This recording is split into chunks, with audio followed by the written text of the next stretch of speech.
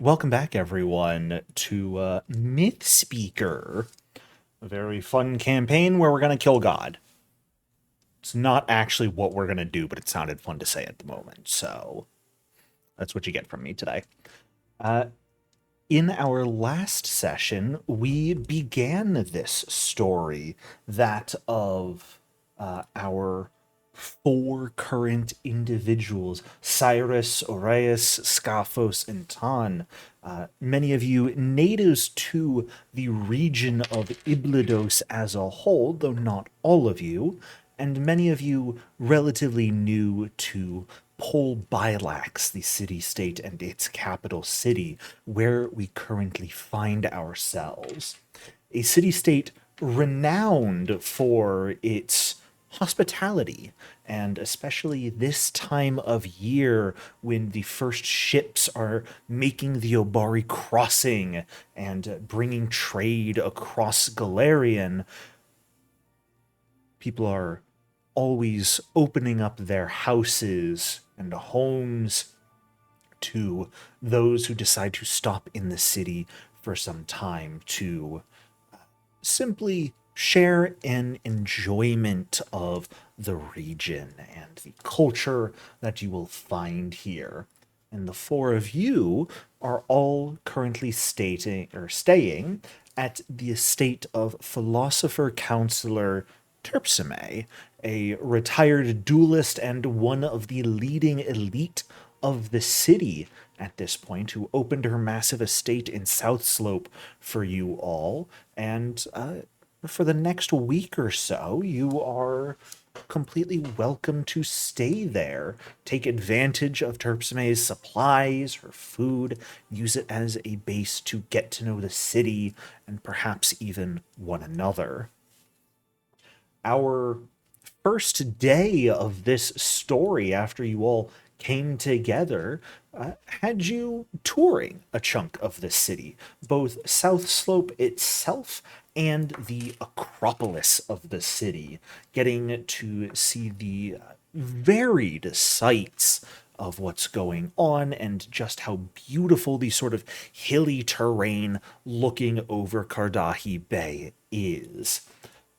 Not to say you didn't run into some mild trouble with Cyrus coming across an not quite old friend, but Nah, we're one, best buddies, Jericho. Definitely. of course, one of the Drasicons of the city, the effectively Minister of Finance, so to speak, who has long been cracking down on smuggling and that sort of trade, and seems to have been investigating Cyrus for some time, though thankfully she managed to talk her way out of a very awkward lunch situation while her companion ate part of Dracicon Dracion's lunch, which I'm realizing, now his name is Leontis Drakion and his position is Dracicon, so I get to say Dracicon Drakion,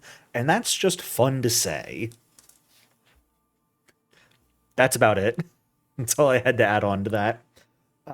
And in the afternoon, you headed up to the Acropolis, the sort of bedrock and basalt largest hill in the region, where a lot of the major temples and old palaces and dwellings of the more important Cyclopses are in the city, heading over and visiting the Nine Step Aviary, a beautiful location home to many of the native pyrefowls in the region. Funny little burning birds that like shiny things. I relate to them. Though, of course, you did meet a sort of traveler who appeared to perhaps be a bard in the area that warned you there seems to be a potential Elenanx, some sort of large cat wandering the city that has been hunting pyrefowl in recent weeks. Something that, should you find, you were asked to immediately let the city guard know about. You can certainly try and take care of it yourselves, though that would be quite a challenging and likely deadly undertaking for yourselves as you are now. Of course, not all of you stuck together through the majority of the first day, though. Scophos going about for some of his own investigations into the reason he came here in the first place, heading over to meet with the temple of one of the other hero gods and talk about an attack that happened on the nearby island of Euphrae in recent weeks, before meeting up with the rest of you in time to head back to Terpsime's for dinner. And that is where we are picking back up as you all have sat down for dinner. The first course has been brought back as the servants apologize. Terpsime herself seems to have been held up at work for now and is not yet back to share a meal and conversation with you all. But a lavish first course meal is set out before you all here this lovely evening, and you all have the opportunity to converse either with one another or any of the servants, or simply enjoy your meal. What are we thinking? What do we want to do? On is going to reflect on his tour of the city and his socially putting his paw in his mouth with the phoenix. Mm-hmm. And he'll ask his companions, so, why is the phoenix such a sore spot for everyone?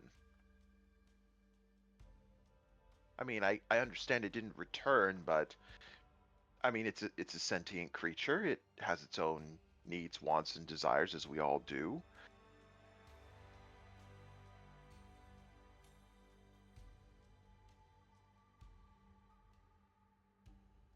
Aaron, you're muted. Just wondering if anyone was noticed.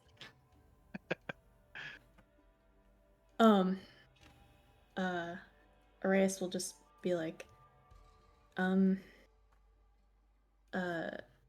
being from this specific city, but my understanding is that it's been remarkably consistent in returning in the past, and so this is quite a bad omen. So I guess it could be, but normal, but bad things that have happened here.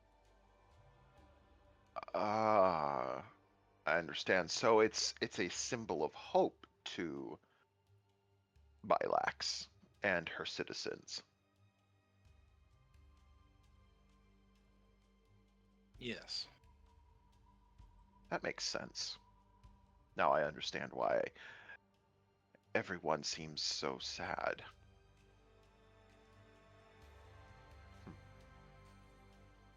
Everyone's putting on a happy front. No one's all sad.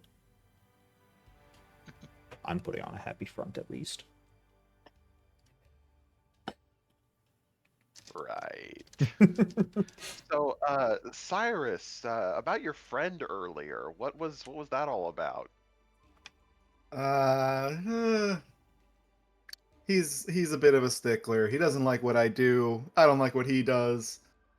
We try to avoid each other, or at least I try to avoid him. He seems to like to run into me. Iris Well, doesn't I mean, like the tax man. Don't you just transport goods for people? To an extent, yeah. And he You might not doesn't like what I transport, but Cyrus, does Terpsime know of these indiscretions of yours? Just curious. I don't know if she would even care, but I don't think she does. Or if she does, she hasn't made any mention of it.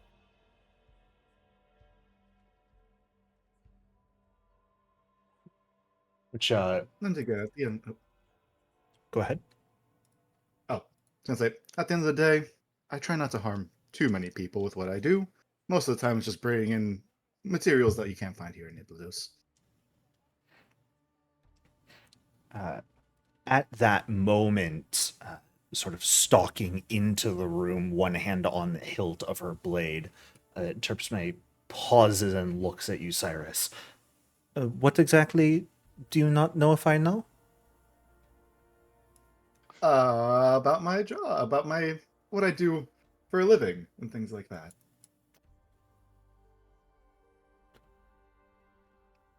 Are you talking about the smuggling or something else? All right, well, good to know that you do know. Never mind. Thought I didn't? As That a hurts. philosopher, As a what say you friend, on the ethicality of this smuggling? she heads over and sits down at the table, which, like, the second course is being wheeled in at this point. Ethicality of smuggling. I mean, to be perfectly honest, I'm not the biggest fan. When it comes down to brass tacks, we have the rules set for a reason. Things are taxed for a reason. Certain goods are controlled for a reason. Trying to bypass those reasons certainly isn't a good look. But that's why you haven't been doing much of your work in these waters in recent times, is it, Cyrus? You could say that. I look at it as I am only transporting. I am not. If someone wants to get in trouble for what they acquired, that is their problem. You do recognize that the phrase "don't shoot the messenger" 100% does not apply to the one transporting smuggled goods. In that case, it's 100% shoot the messenger. Messenger being you. Just to make sure. Well, I'm used to getting shot. It's. Aren't we both? Anyway, apologies for not being here at the beginning of the meal. How was your first day in Bailax? It was enlightening, and I may have upset a few people. We do that every day here, that's fine. They'll only hold grudges for the next 2-3 weeks or so. They'll forget about it. Even if it's about the Phoenix? We like to forgive here. I mean, did you blaspheme, Salkeen? No, I Then you're was fine. over curious about her. Then you're fine. Outsiders' curiosity is something to be enjoyed and appreciated. Close-minded foggies. Ugh. Put them in their place. Yeah. Exactly. How about the rest of you?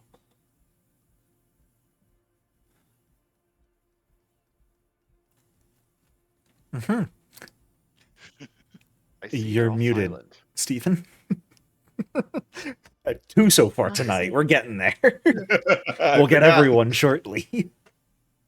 I'd say it was a fairly uneventful day, all things considered. Just investigating a few things that people have mentioned. The aviary was a bit chaotic. I think one of the Pyrofowl wardens was looking for some kind of cat creature that was killing a lot of the birds. I heard that warning, yes. Hopefully that gets taken care of soon enough.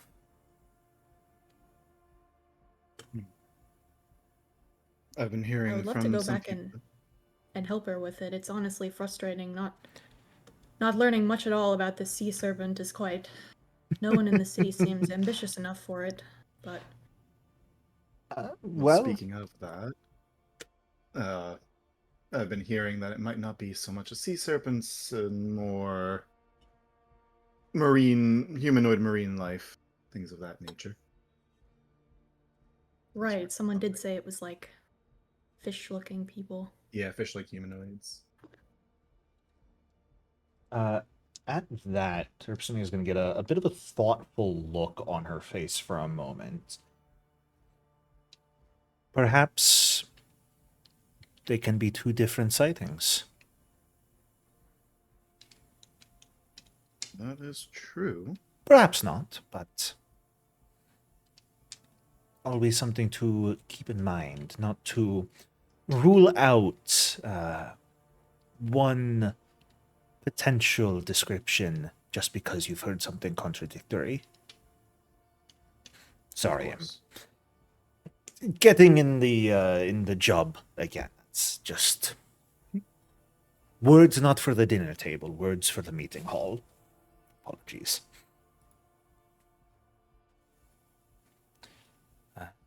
What? Take it you have thus enjoyed your explorations of our city up until now? Only one day. You cannot possibly get a feeling and understanding for the entirety of this wonderful city, but it sounds like you had a number of things happen that certainly brought you no end of interest up until now. Yes, the people of Bailax, like you told me before I set out, welcoming, friendly, though to the extent is, how should I put this?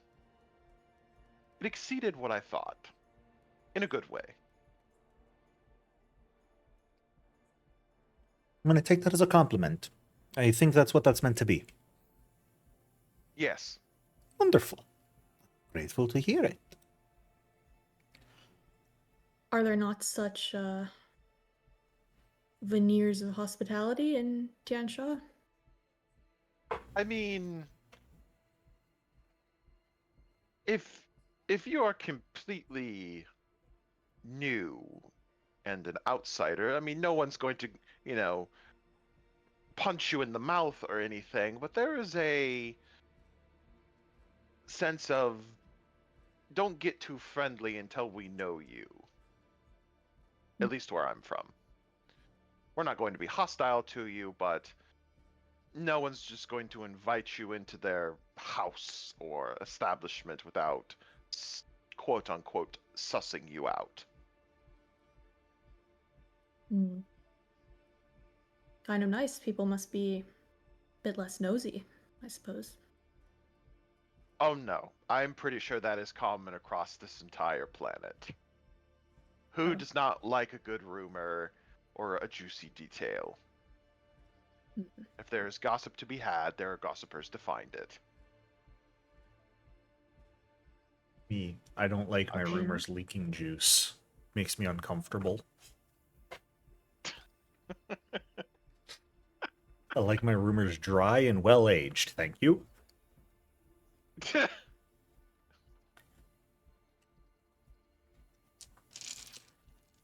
Well, have you any plans aside from just continuing to explore the city for the morrow? I mean, that was my plan, but if you have something in mind, I am all ears, and you see his ears kind of start flicking a little bit.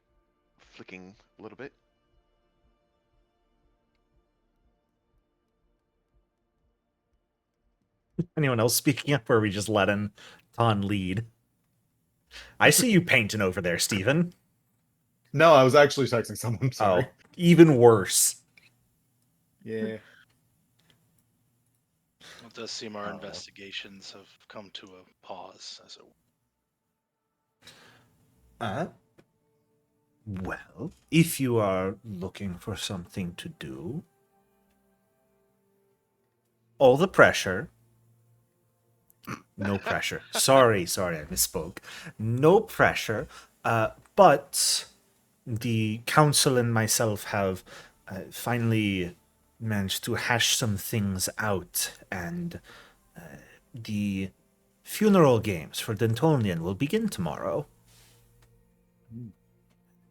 Well, I wouldn't want to put you on the spot, but figured if you want to get to know the city and our traditions, competing would be something to garner your interest. Competition. Onwell. There. Funeral games. Now, I mean, are these what kind of games? And what did you say, Cyrus? I didn't quite catch it. I was asking you what games are they going to be doing? That's what I thought. Just wanted to make sure. Well, I don't know for sure. That's for the Jurassicons to decide. Less I know, the better. Wouldn't be honorable for the people I invite to have an unfair advantage. But this is Bailax. Sailing, running, athletics, gladiatorial games, things like that. Should be a number of small events constantly paced around that you are welcome to participate in, but more specific main events. That is, those who are actively competing and attempting to win. Those athletes are the ones that I would recommend you participate in.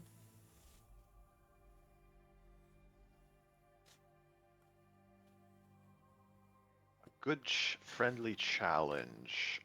I'm in. Yeah, it would be an honor. Great way to pass.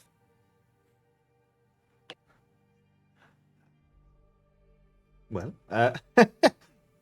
I appreciate that you were so open and willing to join.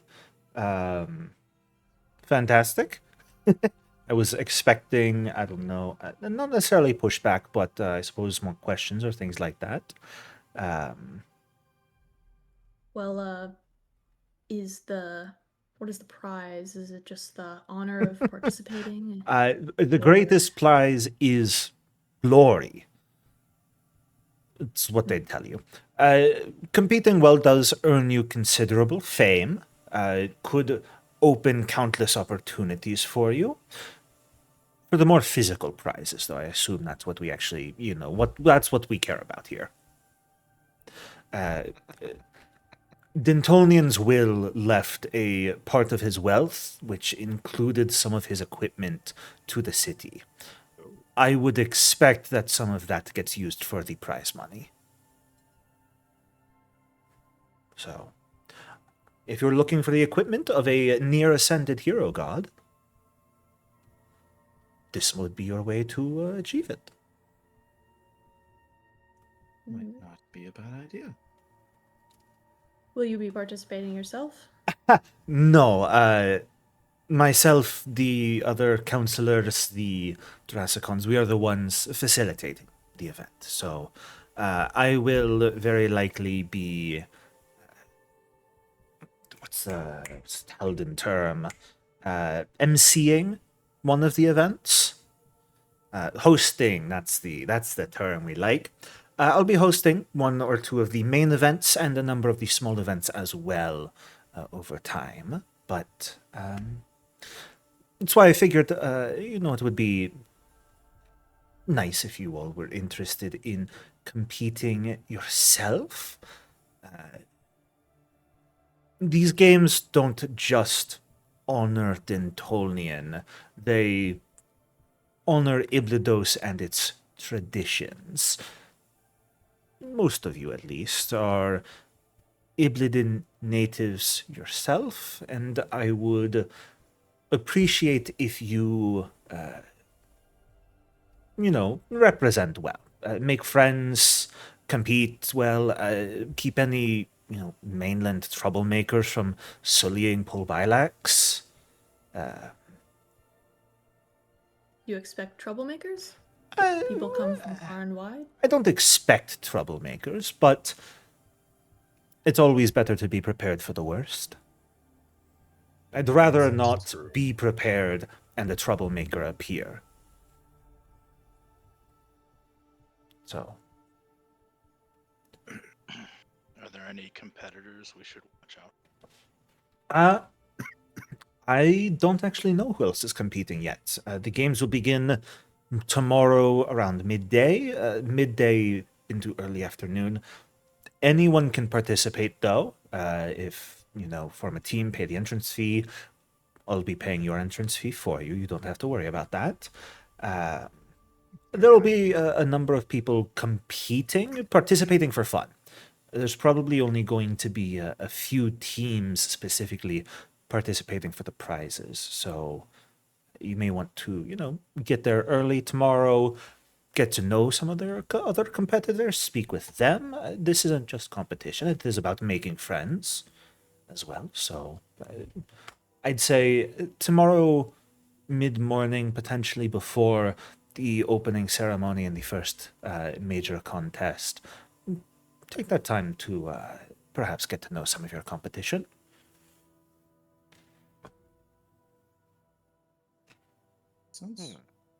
And where are the games being held in the city? Oh, they'll be held all around the city. For the opening ceremony tomorrow, we will be heading up to the Bailax and Bailax Field specifically, which is that massive park in the Bailax.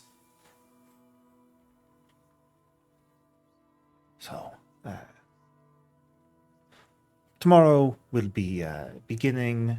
I'll make sure you all get up early enough, get you a good breakfast, make sure you all stretch, all that. And of course, if you don't wish to get there early, you will have the morning to do things. If you're going to be participating in the main events, I would recommend against perhaps participating in some of the lesser events, simply so you can take time to rest, still continue to explore the city if you have any interest in that. There's no need for you to compete in everything except the main events. Is it seen as poor manners to try to compete in everything, or Some people have tried it in the past. It's very much a matter of sportsmanship and honor at that point. No one likes to see someone competing in a main event who is tired from competing in many smaller events, because it makes that contest more one-sided. So you're certainly not stopped from competing in the smaller events. They won't have any influence on the overall score, though. So it would be more for personal glory than anything else to do those. I see.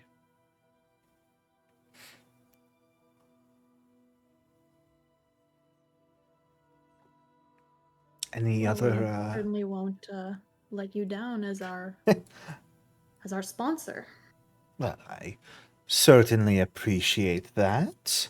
I'm not expecting. Let's make this very clear from the start.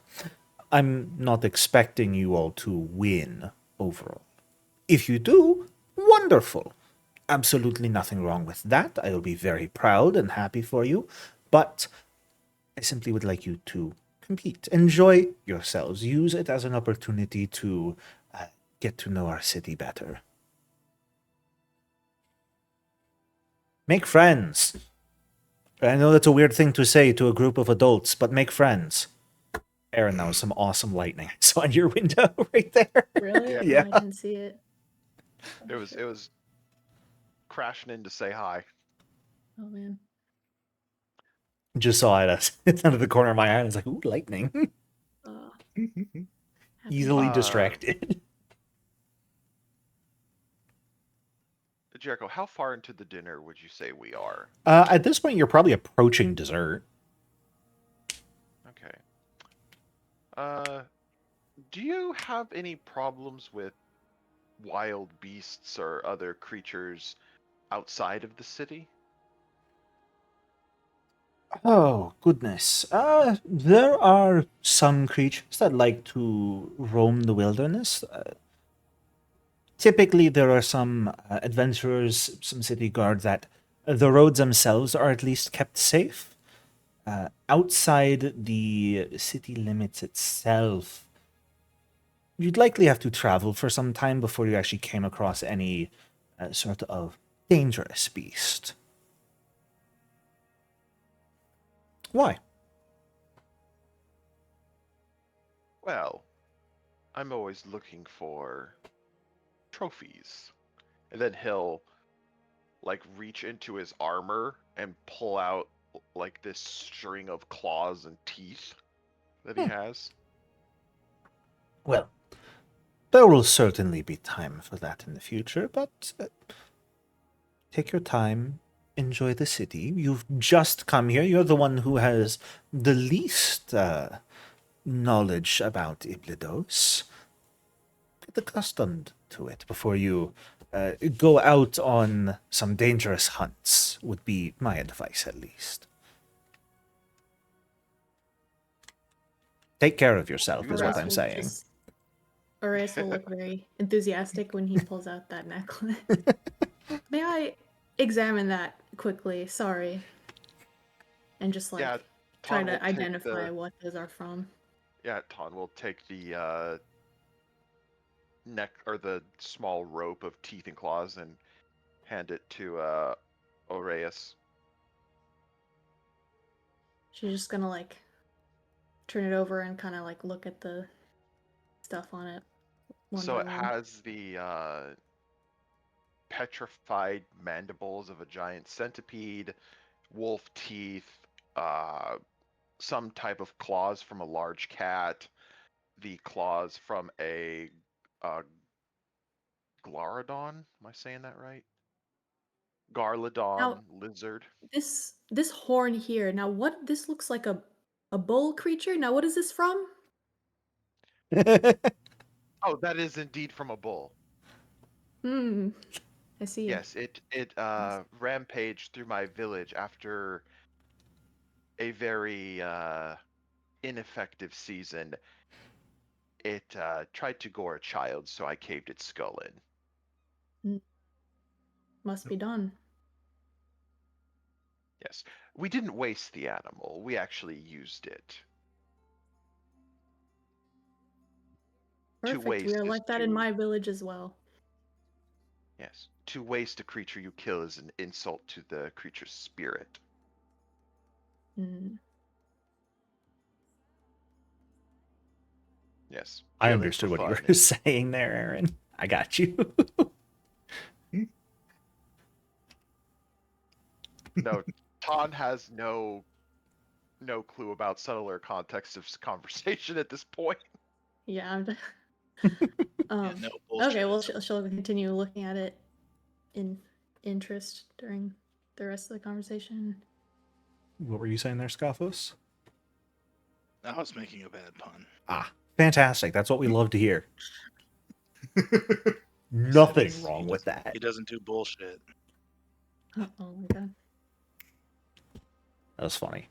Ha ha ha ha ha. Yes. Wonderful. Aureus, I see that Aureus is, all of her esoterica, is it visible on her person or is it like tucked away? Maybe like. Maybe like some things, like there's a couple like maybe like large like feathers or something, but most of it would be in pouches probably if it's like smaller things. So you have multiple pouches. Yeah. Okay, so Ton would point at your pouches and is in all of those pouches you have? You have quite a few of them.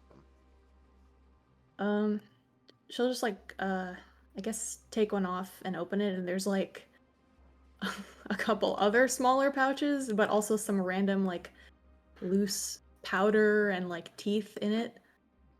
Ah, well, it's various things quite like your own trophies, but I guess not quite as cleanly organized and just, various bits of alchemical materials that can weaken a creature, things like that. Huh. Well, that's an interest. I'm assuming they're all used for fighting. Mostly, yes. Or, well, yeah, actually, I mean, yes, but Ah. Your way of doing it is much more tactical than mine. And he like taps his Tetsubo. I just hit things. It usually works. well, I mean, I couldn't sit around only fiddling with these. You need to hit the creature eventually, so. But it can, help you with a weakness. Have you ever come up against a creature for which simply physically striking it does almost nothing? Like, I don't know, it has like a thick shell or something. Wait, don't you have a shell armor? I don't know. Oh, this You don't. this armor is made of the chitin of a giant centipede. Mm. Close enough. But Some creatures require more strategy, yeah, personally, no, but I hear the Fae suck because they have that kind of bullshit. Some Like that, type of special iron you have to use against them, otherwise you're going to be there a while. Oh If yes, yes. they're I tried to give Palacia? What was her name? The warden. I tried to give the warden some of that, but Laser. she seemed already aware of it. But yes, it's this cold iron. Very useful for that. oh yeah, because the cat was going to be weak to it. Yep. Now if only they had that in like liquid form. I mean, people Nobody combine tell him. it, melt it down into weapons.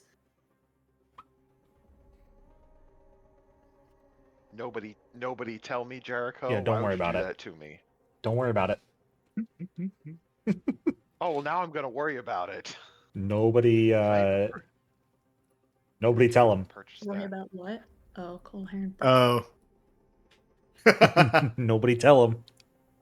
He doesn't know. I didn't know about that either. Interesting. I always forget the cold iron blanch exists. It's a silver sheen that I always remember. And then I'm like, Yeah. if there's a silver sheen, there's going to be a cold iron one, and then it's easy to find. Is there any other metal that's like that? Any creatures care about gold or something? Not really. When you're talking about like the low level precious precious metals, cold iron, silver, maybe like dawn silver would be the three you're talking about. Cold iron and silver for actual weakness and resistance bypassing. And then you start getting into the higher level stuff and you get No Qual and Jizet, which are capital B based precious weapons. And I will fight anyone who argues yeah. otherwise.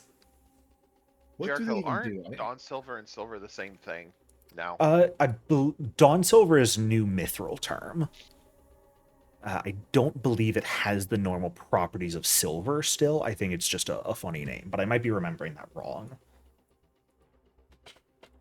Okay. Uh, Khan will actually, during the conversation, he'll hold out his hand for his necklace back.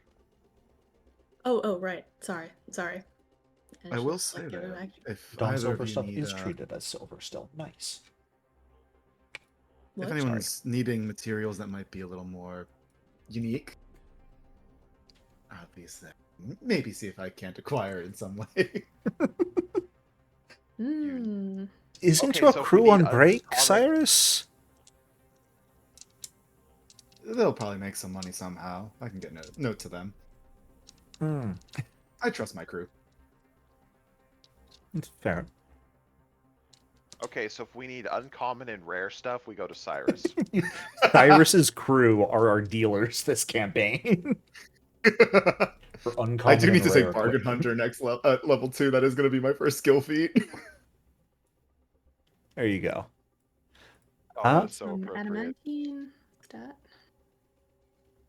Are there any other conversations people would like to have at dinner? Things people would like to do before going to bed tonight? You've got probably a decently busy day ahead of you tomorrow, but are there any last things people would like to do tonight? Where's the lizard? Oh. What's my lizard's name again? I forgot. Oh yeah, Lauda. What is it doing? Laura's eating a parfait at the end of the table. There we go. Don't ask where they got it from. It wasn't part of the normal desserts. This lizard, it just magically is showing up. Again, is a stealthy creature, is not trained in stealth. Which will never not be funny to me. It's a walking paradox. Yep. Is there a way to get an animal companion legendary in a skill? No, I don't think so. I think there is now if you're Ow. playing a Mythic game. Blech. Because they get Beast Lord as your Mythic calling. Yeah, probably.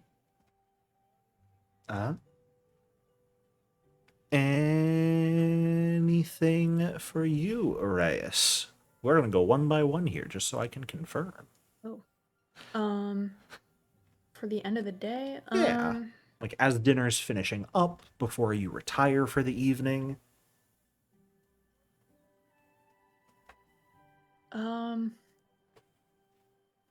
no, I mean, I'll just, do a brief check over of my lantern to make sure it's working properly, and,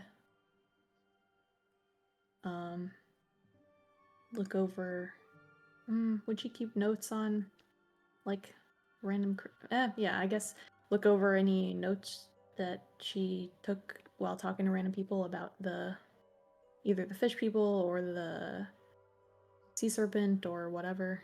The lore doc. Yes, the lore doc. And yeah, that's pretty much it. So Fantastic.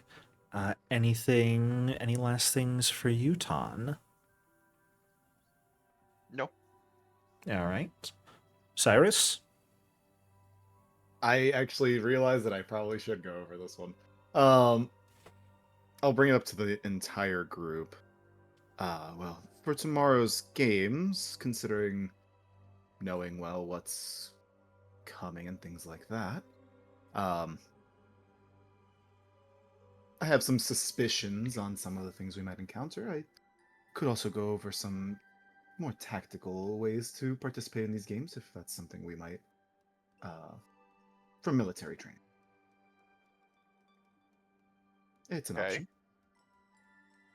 It's more just the commander tactics because I have to actually teach them to you guys, according to the. Oh, You do that during I your thought you daily had prep. like insider. Yeah, it's daily Insider prep, but I'm just secrets. more talking about like they would bring it up instead of just assuming everyone's gonna listen to them. You will listen and you will like it. Yeah.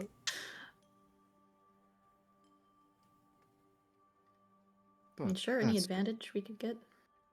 Oh yeah. Excellent. We'll talk about it later tomorrow, and I'll get everything prepared. And Scophos, any last thing you would like to do today? No, he's mainly just staying quiet and Got a lot of thoughts Really on his not. mind? contemplating the whole attack scenarios. What to do Fair. next, because it's like a dead end. Fair Until enough. He gets to that island, which And wasn't the whole Gorum thing discussed last time as well? That was discussed at like dinner last night, effectively, when you guys Yeah, all the first dinner we had. met each other. Yeah. Nice to meet you. Have you heard that God is dead? Yep. Oh, no, I hadn't. News to me.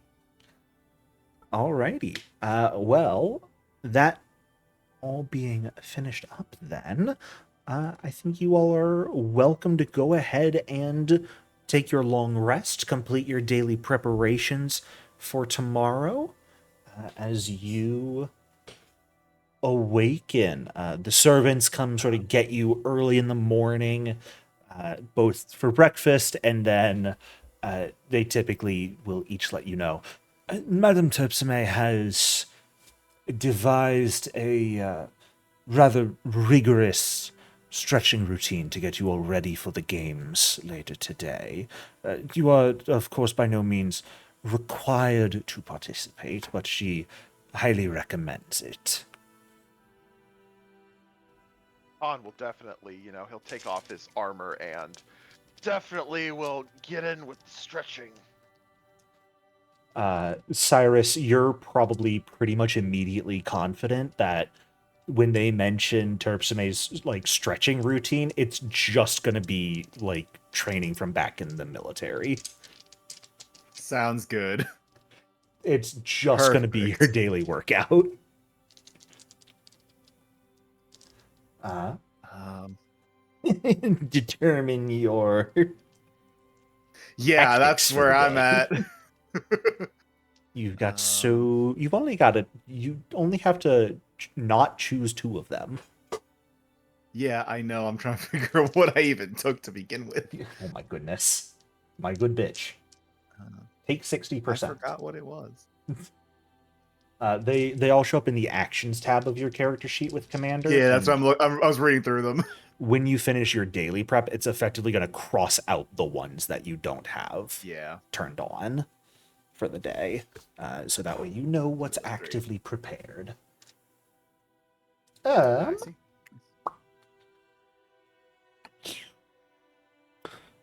Morning stretches. Not really anything special that goes on during them. It's probably about, it sort of follows in with your daily prep. For anyone who wants to participate, Terpsime has a pretty rigorous, like, body training, just that she does every morning, and sort of, like, makes it a little bit easier for you all to participate in, for those of you who might not be used to stretching every possible muscle in your body every morning. Doesn't want you guys to be super sore going into the competition. But by the time you guys finish your daily prep, you've got a couple hours before the actual, like, opening ceremony. So you guys are free to continue exploring the city. You're free to head over to the venue early and start seeing, like, other competition that arrives and getting to know them, helping in other ways. It's very much sort of, again, the morning period, like we did morning and afternoon last time. The morning is very much open to you guys here. All right, so should we suss out the competition or meander?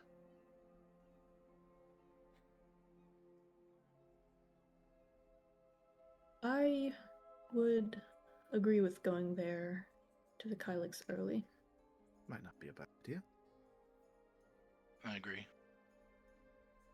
Right. Well, whenever you three are ready, so am I.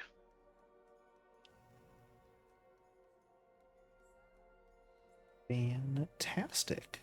After you guys all finish your breakfast, your morning preparations, you make your way out of South Slope, down sort of into the large depression. It's not a full hill, it is a simply sort of more bowl-shaped area of the city, not quite the large hilly terrain. There's a very actually pleasant breeze from the sea that sort of constantly blows through the streets of the city, which, as you guys are making your way towards the Kylix, you also notice, aside from the numerous parks in the area, there are numerous like industries, not quite factories, but you see like tanning shops, numerous smithies, and like fish processing locations. Some of the smellier industries are definitely up in this area, which that breeze very much helps to ventilate. You make your way through the early streets and into that massive park, really just called Kylix Park. It doesn't have a unique name to it.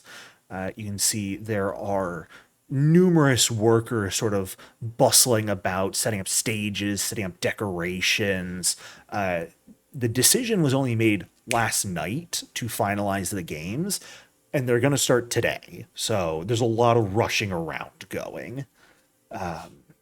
But as you guys sort of make your way into the area, you see a like middle-aged cyclops with red and blue facial tattoos overseeing everything. And Terpsime did let you know you are looking for an individual of that description named Undil to actually sign yourselves up to compete. Specifically, looks something like this. Can't you just see those red and blue facial tattoos? Beautiful. Paizo artwork does it again. The sheep. All in a whole sheep. Yeah, and the whole sheep, yep. Don't question that. But do you guys go over to sign yourselves up immediately? Do you do like other things, just sort of look around? Ton's really out of his depth here, so he's going to follow the lead of Scaphos, Aureus, and Cyrus. He knows what his gut instinct is to do, but he's going to have a little bit of patience first. I mean, I guess. You're muted, Stephen. Reyes will just walk straight up to the Cyclops. But what were you gonna say? I was gonna say I'm gonna go register myself right away. Yeah. Yeah, I Yeah. agree with that. Fantastic. You guys walk over. Another group sort of in front of you just sort of finishes their registration. God, I can't think. Right before you guys approach, and he's got a couple people near him, a lot of documentation. Good morning, welcome. I take it by your rather straight line approach, you are interested in participating in Dintolneon's funeral games today. Welcome, welcome.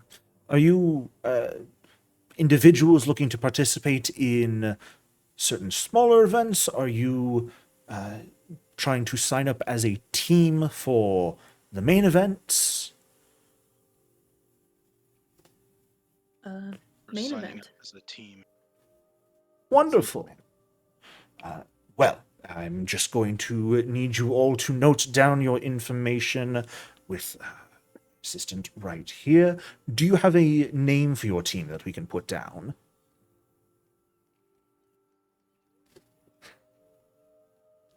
Oh god. We do actually need one. Adventuring team name. In session 2? Yeah. Be glad I didn't ask for you for this last session. You could have warned us. I could have, but where would be the fun in that? God. Now you guys can discuss it. Terpsime's team. No, probably shouldn't have a name Oh, in it. All right. should let's we have pull a like book. should we have a serious team name or a funny one? Let's start with that.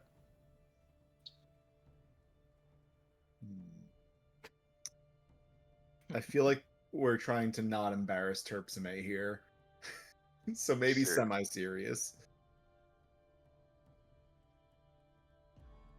All right. But at the same time, we could pull one out of Paizo's own books and just replace Tino with Terpsime's and just go Terpsime's toughest from Ruby Phoenix. Nice stuff. I will say, you can look at the documents and see the 3 other teams that are currently signed up are the Pearl Chasers, Team Aki, and the Golden Pegasi. Okay. Okay, how about I got it. The Scuffed Hydras. The scuffed hydras. Why are we scuffed? The chopped hydras. Why are we scuffed? Why are we It's the scuffed? It's the first word. Goated hydras. The goated hydras. Oh Let's go. God. Let's go with that. The You're goated Terpsime is a bad person. goats.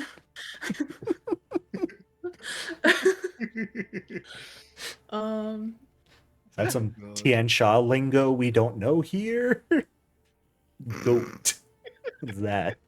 You mean the I animal? know. the based hydras. Based on what?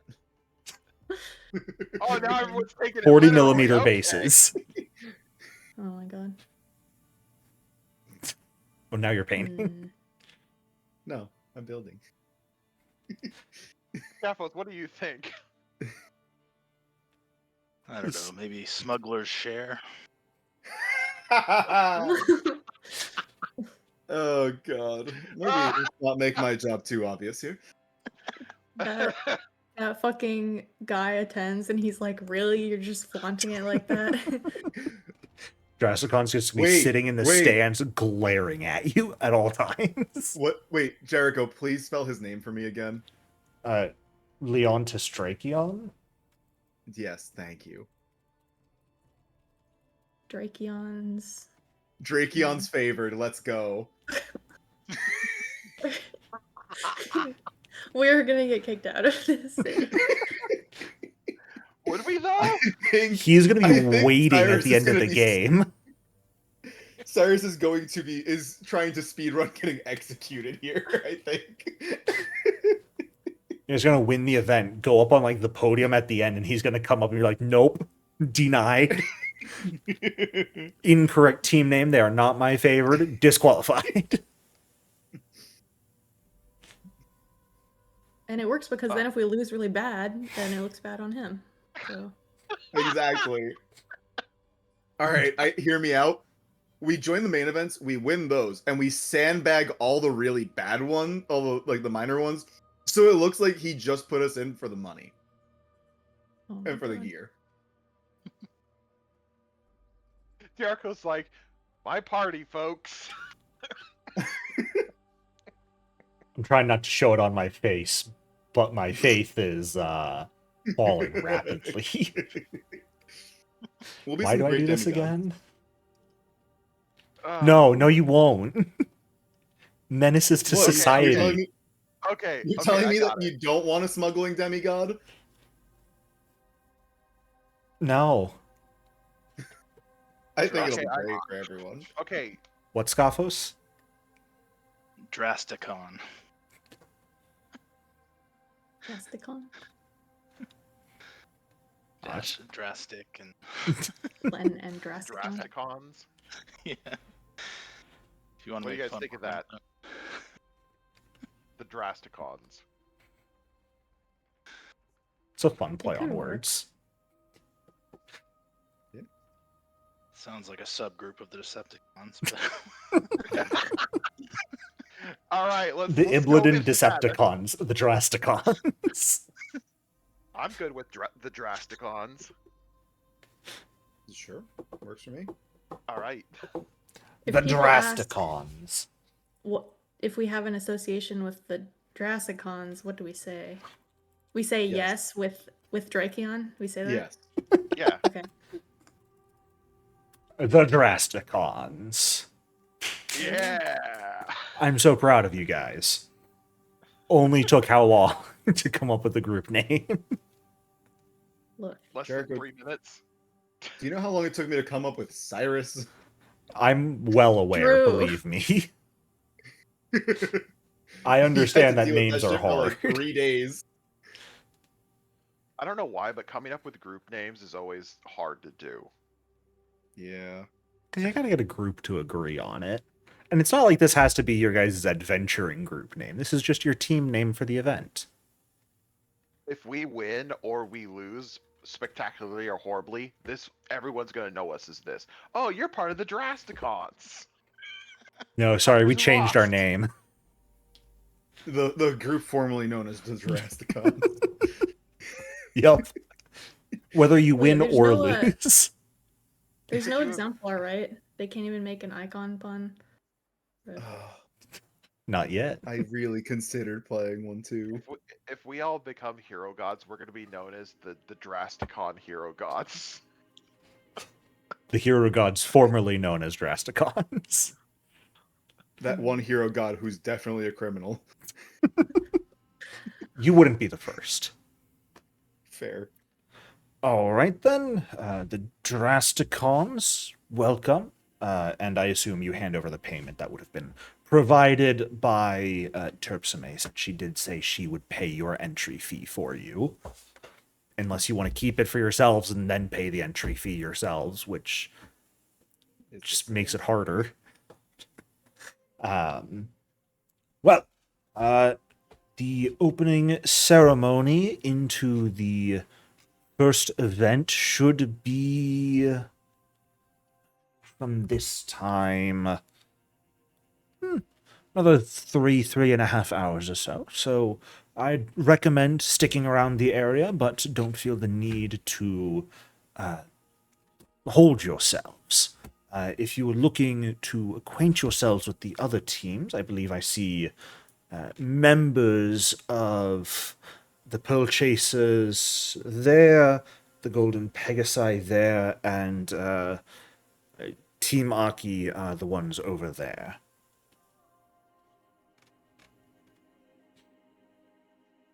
All right. I look forward to your exemplary performance in these games.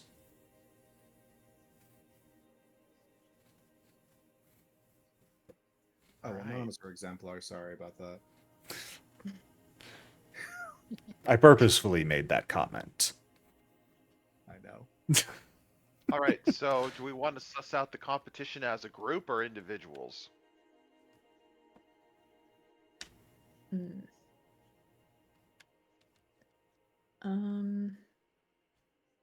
Good question. Personally, Todd thinks Aureus should lead the group over to talk to all these other groups. You know, she's tall and intimidating, you know, could really set the mood for the conversation. Well, I guess, what can we see of the groups? Like, is there one of the, like... Yeah. Is there Give me any of a them that are, like... perception check. Or I'll say anyone who wants to can give me perception or society. Looking at these groups. Sure. Well, we sure will roll society. Perception. First rolls, an hour into session. Yup. Yay.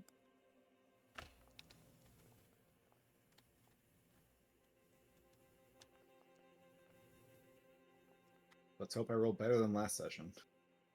Same. No. Did I roll another Lantern? crit fail? It's not really a crit fail, but 2 people rolled a 5 or lower, I'll tell you that much. Yay. And it's the Hey, 2 hey, people who I- were concerned. Those who didn't make comments rolled well. Keep that in mind for the future. And I was gonna say it's kind Very of funny good that I guys can use my lighting lantern for this stuff. I can just like I'm just like holding a bright light in these Put it in in someone's daytime at these eyes. people. Yeah. Also, Scoffos, you should not be allowed to roll well after what happened earlier today. I'm just telling you now. This man rolled 4 nat 20s out of 6 that were rolled in the session, in the first like half of session. It's undeserved to roll well here. Hell yeah, Scaffles, keep doing that. Man, I cannot become this game's strays. Yes, you can. We'll make sure of it. That's why you're playing the commander. Oh, You don't have true. to roll. Do as few rolls as I need to. Taking a look around at the different groups, I'll ask Aureus, which one do you focus on taking a look at for now? And same question to you, Scoffos. Since you both rolled quite well, we'll give each of you an insight into one of the groups. I guess the golden. The Golden Pegasi? Yeah, the golden egos. Yeah. Sure. You're muted, Aureus. Not 2 close people have enough. done it twice. Yep. What was there was the Pearl Chasers, and was it Aki's favorite? Team Aki. Favored or favorite? Oh, Just Team Aki. okay. I'll look at that one because I want to know who Aki is. Okay. Scoffos, looking over at all three of these remaining groups, look to be groups of three. From what, like, when you talked to Undil, you learned that groups could be 3 to 5 individuals competing. So there are probably more groups of 3 than there are 4 or 5, especially competing for the main events. Looking over at the Golden Pegasi, you see a trio of individuals, all of them wearing like very locally made clothes and a number of like tokens and embellishments that are very warm hued and colored. You would be able to tell, Scoffos, they're probably locals that are like their dress is meant to honor the city's phoenix and its culture. There is a sort of wiry young human male. There is a female centaur and a female cyclops in that group. Specifically, and I'll go ahead. Actually, some of you moved your tokens, but I already had these guys down in the water for you. This trio of individuals makes up the Golden Pegasi.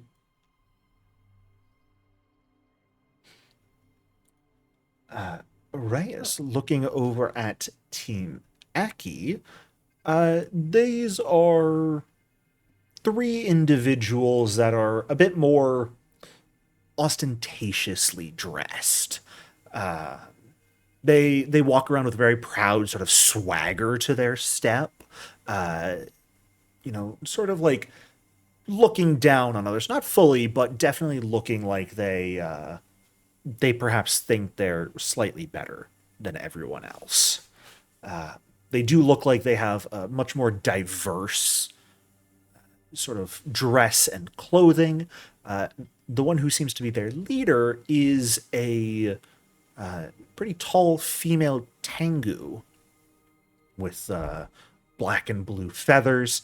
There is also a relatively younger looking human female and a lizard folk male as well. Looking up this trio of individuals. Which, this guy's token, I don't know why, but when you're not zoomed in, it looks like he's head back in his cloak hood for some reason, like looking up with his chin. That's just me. He looks a very funny. Angry woman. She's just enunciating. So, couple groups of 3 so far from taking a quick glance around.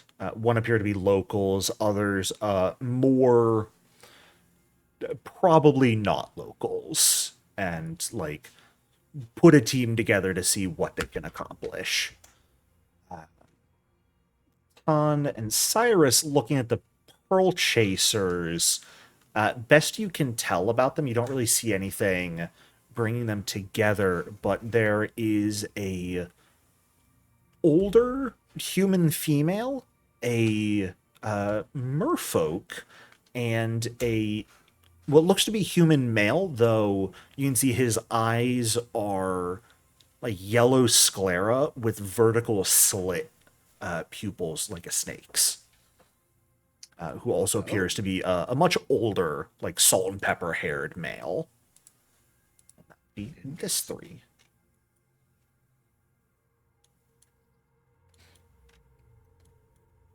Jericho, the Snake Eyes. Yeah. What ancestry is that? That is a Vishkanya. Oh. So human looking mostly, but with some sort of snake-like traits. What's their whole shtick? Give me a recon knowledge.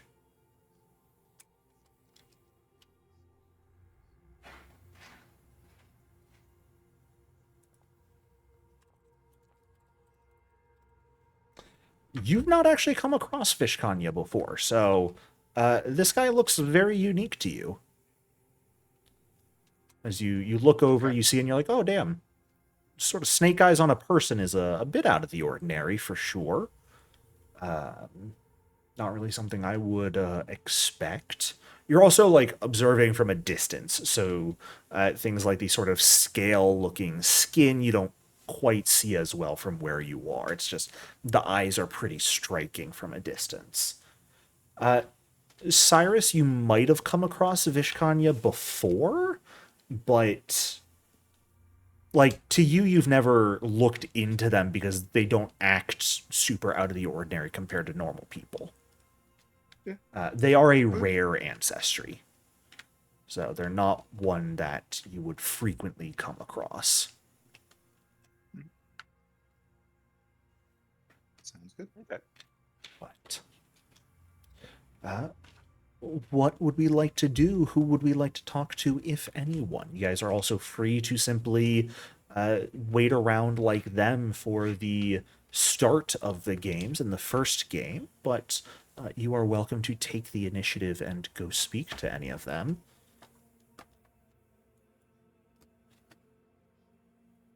Who's the tallest one out of these 9? The Cyclops? Either the Cyclops or the Centaur. Both of whom Tall. are on the Golden Pegasi.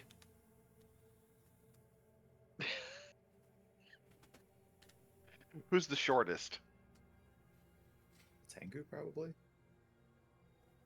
The shortest, honestly, probably the human on their team, but that might simply be because standing next to one another, he looks much shorter.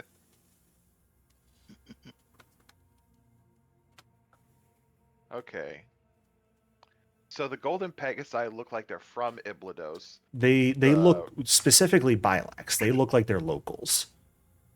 Okay, the Pearl, was it the Pearl Catchers or Clutchers? Chasers. Chasers.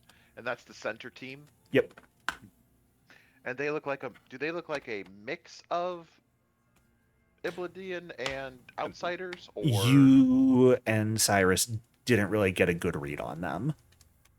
You like look over, you see them, and you don't really catch anything as you're looking over at them that makes you go, I can like draw connections in this way, like Arias and Scophos did.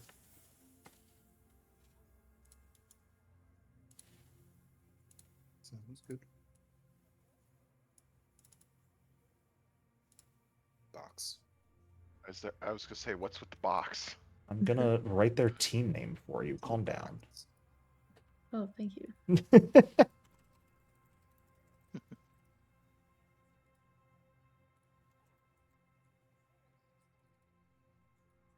Golden Um, Pegasi.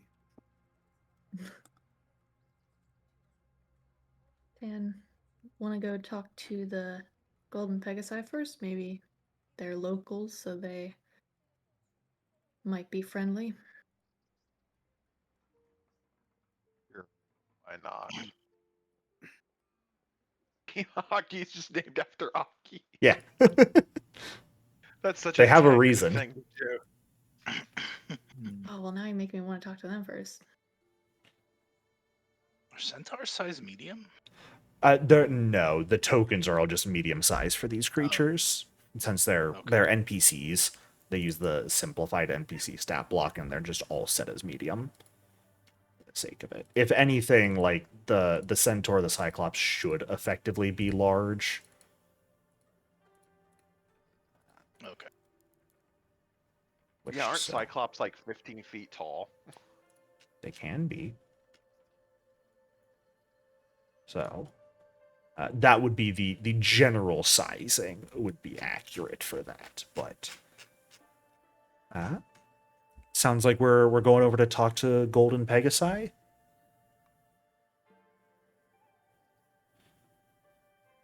You guys are Yeah, Todd just is gonna be I'm so excited. Sport. all right. As you guys head over, oh sorry, go ahead. Oh no, I was just gonna agree. Yeah, we'll go over there. As you guys head over to sort of the eastern area of the Kylix, where you see the Golden Pegasi's team are actually helping to set up one of the sort of seating areas right now around the sort of the large opening stage. They're just helping set things up. And they're all working away, but they will probably the centaur notices you all approaching first, dusts her hand and like taps her compatriots on the shoulder, and they all look over at you guys, smiles on their face, waving as you approach. Centaur probably is the one who sort of takes the lead. Well, hello there. Welcome. Welcome sounds weird to say when we're all in such a public space, but welcome nonetheless. Hello, thank you for the welcome. I just have arrived in Iblydos and am looking to see the sights, participate in the games, and hopefully meet some new friends. Well, certainly not a bad thing to get into. The name's Retienne. It's a pleasure to make your acquaintance. This is Tiasafon and Ifani, respectively. Both of whom like nod, say hello as well. Ifani seems a bit reserved as she introduces herself. Tiasafon has a like big jovial smile on his face as well. You also see like Tiasafon has bits of dried clay on his face, it looks like. Not like anything in particular, but just like something that wasn't cleaned off. Oh, I thought you were going to say it was part of his face. No, it's just like dried clay that's gotten on his face. Maybe he was working with it or something and just didn't get cleaned off. I was going to be like, are we already introducing body horror? No, that comes later. Don't worry, we'll get Damn it. there. Ah, We have to Well, make this my seem name like is the Todd. fun, happy-go-lucky story first. Aside from Yeah. Scophos' tragedy. Then do the rug pull. Right. Just Oh, like the my name is fucking Taunt. Warrant moot all over again. Yeah. God. Everything seems like it'll be great, and then a flood of undead will appear underneath you guys as it all comes to an end. Not again. Well, It's a Yeah. pleasure to meet you, Tan. I'm Arias. Nice to meet you. Pleasure. My name is Cyrus, and this is Lauda. Point to the lizard. Ton kind of jumps when he sees the lizard. Damn it, it needs to stop sneaking up on me. I am Scophos. Well, judging by the way you dress, the way you carry yourselves, you yourself, Mr. Tan, said you were not from around here, but would I be correct in judging the rest of you three to be, the very least, Iblydan native? If not from poor Bailax specifically. Correct. Yes, we are. I assume with your address, you are natives to the city. I think they already said that. Scophos? Oh yes, I am from Pol Rianfaros. Ah, quite a distance away. Jericho, now it was the Golden Pegasi that was noticed that they had some garb that related them to the Phoenix. Yeah, it's a bunch of stuff that's like warm-hued local dress. So it's some of the designs, some of the colors would make those of you who are from around here be able to like draw parallels to it. Okay, Ton, hear me out. Ask him about the Phoenix. Gonna be a great idea, I promise. You actually say that out loud. No. Hana's resisting the urge to say, so rest in peace to you guys' Phoenix, right? Hey, Commander gave you an order. Todd, He's holding back. Todd may be a bit out of the social loop, but he ain't that out of the social loop. If he wanted to start a fight, he knows what to say. But no, he's not. He's not gonna do that. Well, I must say, there's Go ahead. Ton was gonna addressing. How do you say the centaur's name again? Retienne? Retienne. I must say, from the land I come from, Tian Sha, we don't have very many centaurs or cyclopses, so it's very interesting and wondrous to see so many of you here. Oh, Please don't take it as an insult. It's just no, not at all. If you seen before. spend a decent amount of time here, you'll find we are much more numerous than you would find in many other regions of the world. Just ancestral home and all that. So this is where your people originated from? Well, we've been here for quite a long time. I wouldn't necessarily say you could draw history back to the first ever centaur being from Iblydos. I doubt you could do that for most peoples around the world, but we've lived here for quite some time, so it's my ancestral home at the very least. I see. Tiasaphon will look at you, Scarphos. Paul Rianfaros, you said. Forgive me for being a bit direct and asking, but any interesting stories you have of home? Any, local myths and stories that I could pry your secrets of?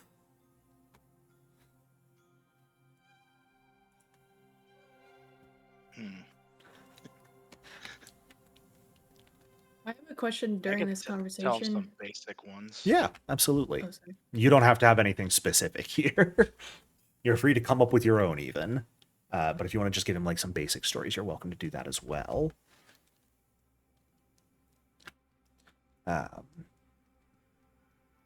What's your question, Arias? As they're talking, can I tell, like, what kind of, if these people have any kind of weapons or instruments on them, or Yeah, that absolutely. it seems like they might use for combat or Yeah. magic? Give me a sense motive check. Okay.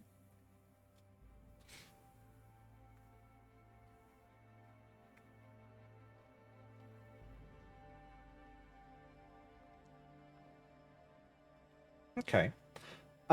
Taking a look at these three, none of them actually really carry weapons. The only one who does would be Retienne, who has a bit of a sort of, like the art shows, a bit of a crude bow and some arrows at her flank. It doesn't seem like it is a weapon for frequent use, but more of like a personal protection bow. With that check, I'd say you can probably tell these three, none of them are like active combatants normally. They probably have more civil jobs. But you don't quite get a good grasp on what those might be. Are any of them rocking any religious symbols? Give me a perception check yourself. As I do a quick search through of my hero god list. I'm just gonna do this so I can stop Bring yourself back over. Don't we love lists of new pantheons? Right. perception.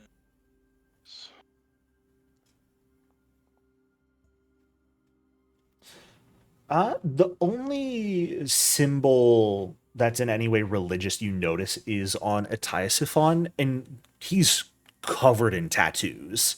So you do see on his open shoulder is like a phoenix tattoo that could definitely in some way relate to Salkin of this city. The only like notable religious symbol you recognize is the pair of overlapping shields with a wolf on them that you would know to be the holy symbol of the Shield Brothers.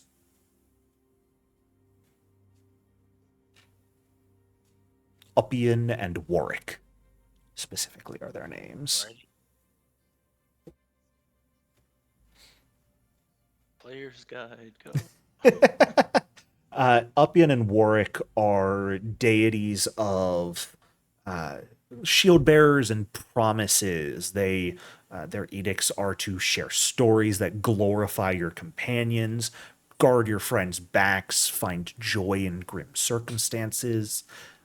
They are a pair of brothers that, when one of them received their myth speaking, he refused to seek divinity or even hear the whole prophecy, since that would mean outliving his lover. And the two of them then, on the front lines of battle, managed to find both divinity and immortality together. Okay. So That they're explains two why he's people, but asking they for act as a stories. single hero god.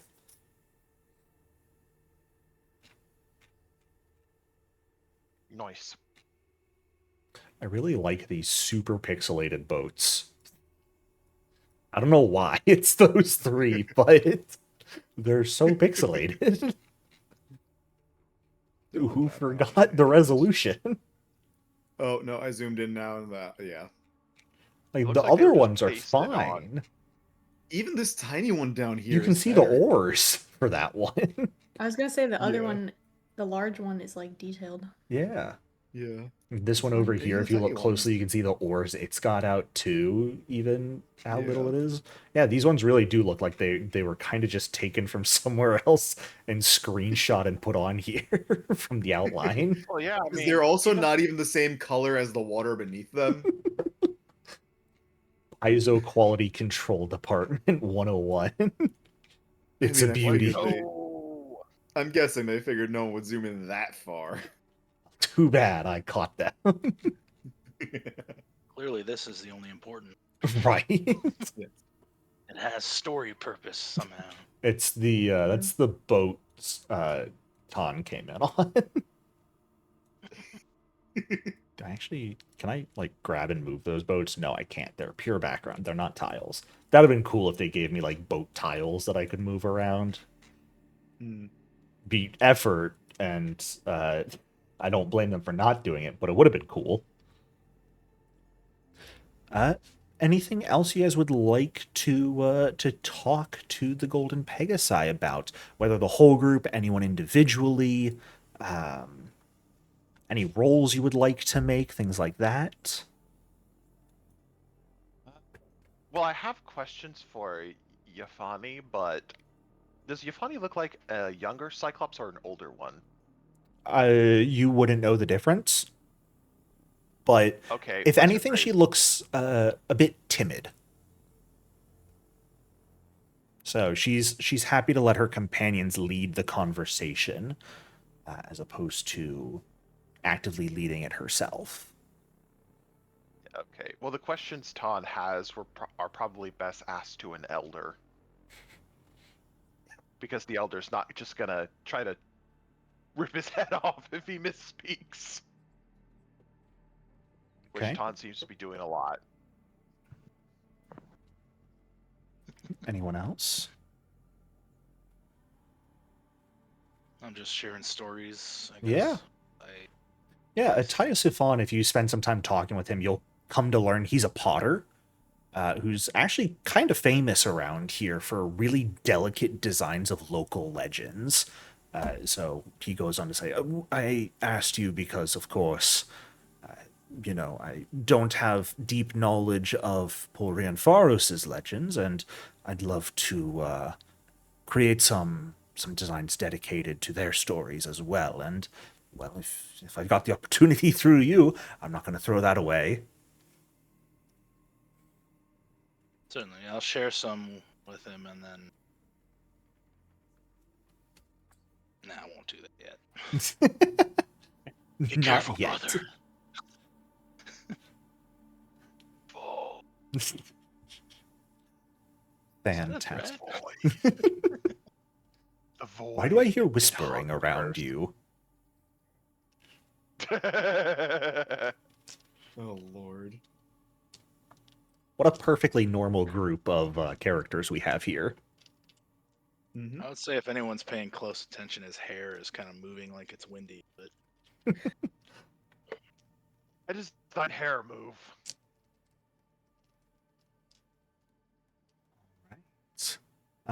Reyes, Cyrus, any things you guys would like to further talk to the Golden Pegasi about? Right now, at least. There's no saying you won't be able to talk to them further in the future, but just like pre-game conversation. Not currently. I guess at some point I'll just ask, how are you all feeling about the games? I honestly don't quite know what to expect. Retian will take the lead again. Honestly, I'm certainly quite excited for it. Of course, we don't quite know what specific games are going to be held when, but I expect we'll be we'll be doing quite well in them, and I look forward to seeing how well you all do as well. A little additional friendly competition between us should be quite fun, I think. If, of course, you're interested. For sure, I Oh. would love to see what you can do with that bow. Well, I try not to be too over the top with my skills. I shoot a bit better when I've knocked a few back, if you understand what I'm saying. Ah, I completely understand. This is my first NPC to have the unexpected sharpshooter dedication. Oh my god, that's amazing. I love that. That's Gotta get not more actually better. true, but I would do it. Oh. It's if I were to make an actual stat block for her. What's That's- unexpected sharpshooter? It is exactly what it sounds You- like. Yeah. Everything you do is based off of pure luck. The archetype's capstone feat is you accidentally shoot a rock, which breaks a pole, which then causes a barn to Oh my light on God. fire, which causes a cows to stampede, to cause some That's things to funny. fall over and deal bludgeoning damage to this enemy. It's very funny. The It's a hell? coincidental. It's an incredible archetype. It's so stupid. And I highly considered it on this character. Well, as you guys So step... Oh, sorry, go ahead. I was just gonna say, when she says that, like, does she seem very confident? Yeah. You would probably get the sense talking to her here that Retien's probably a bit on the boastful side of things. So she'll at the very least talk a big game here. Whether she'll actually show up with that, we'll find out, I suppose. But she's at the very least confident, if nothing else. For reference's sake, just because I'll probably forget who I say has what job when. Tiasifon is a potter, Retien is a brewer, and Ifani is a herder. Truly just a group of like normal people that decided, hey, Please tell- let's represent our city and celebrate Dintolneon's death. Please tell me Yafani has official artwork with sheep. No. She just has Damn. the sort of bust head here for her We artwork. will Man. destroy these normies in combat. Just has a sheep under each arm. I could just swap Ifani and Undil's Mhm. artwork at some point. That might be a bit more fitting. One of those but oasis thoughts. She's just sitting there like, we're gonna destroy these noobs. It's over for you, stupid artists. No, I'm just You kidding. guys, stupid ass. I will tell you, Ifani's a higher level than you guys at the very least. Oh no. She may be a Yeah, sheep like herder. the competitions are gonna be like intelligence and wisdom checks, and Horace is going to. In my notes, Ifani has killed at least 3 wolves barehanded. So Holy shit. Ooh, keep that in Oh, mind. She may be a Well, she timid herder, but she throws down. Well, to be fair, she's also a cyclops, and they're ready to go. yeah. Right. All right. Well, as you guys step away from the Golden Pegasi, whether you go to speak with any of the other teams or simply wait until the competition starts, let's go ahead and take a quick break first so people can stand up, stretch, grab some more water, do what you need to do. See you all in just a few minutes. Oh, Well, yeah. welcome back, everyone. So, as you step away from the Golden Pegasi and your conversations with them, what are we thinking for the rest of the morning? You certainly got enough time if you want to talk to the other competitors, but you are also welcome to simply wait and keep yourself in good condition for what the first game is going to be.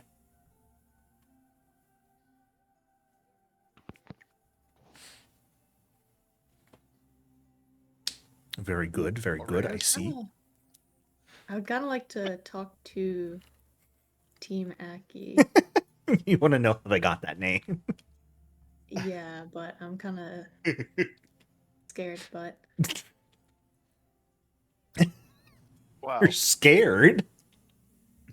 yeah, because you said they seem annoying, basically. So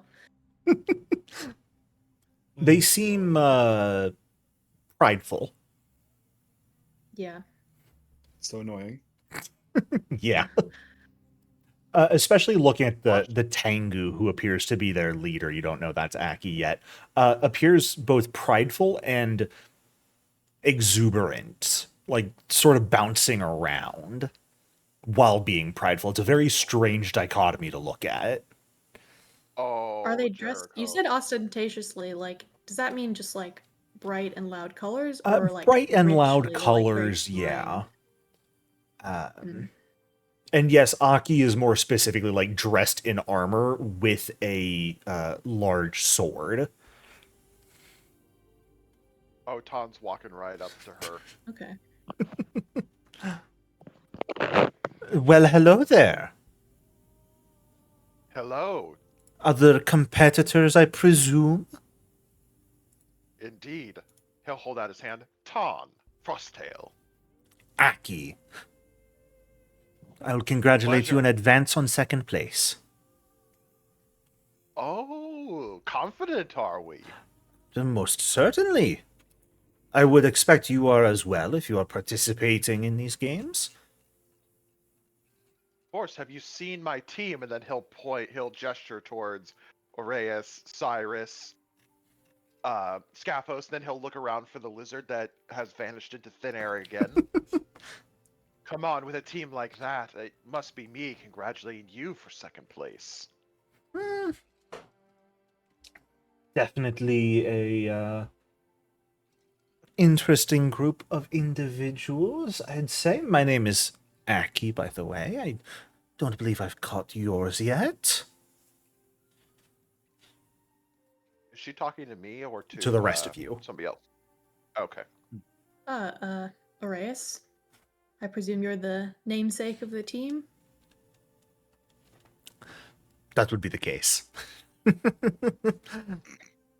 My friends here, Semini, Ulshuk, didn't particularly care for how we named our team, so I figured, let's let everyone know my name in advance.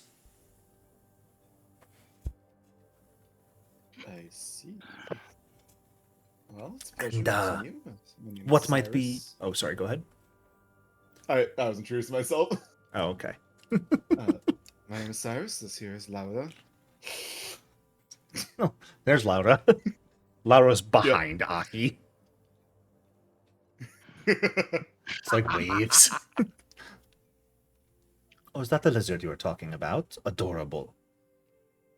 And yes, it is. She'll It- lean down it and like magically one after another appears. shake Laura's hands. Every single hand is a different color. Fantastic. I'm Scaphos. What? Certainly a strong-looking group you are, but again, I hate to be the bearer of bad news. I simply don't think you are going to uh, beat us. It's Jericho, above table, real quick. yeah. The winners, like the winners of the whole thing, obviously get something. Were we told if second place got anything or third place? You can be pretty confident. Like everyone who competes is probably going to get something. The prizes will be better the better you do, but likely there's going to be rewards for everyone. Or at least, like, the best teams. Mechanically, above table, we have to have something that even if you guys get last, you still get a reward. We can't have you participate in this thing and not win anything. You get a participation prize. Hell Oh, yeah. thanks. Ribbon. Hopefully you're okay with being wrong. I would normally look forward to it, most certainly, but I think at this point my pride is already on the line, so may the best Well, Tengu if- win, I guess. If you're so confident, how about a wager then?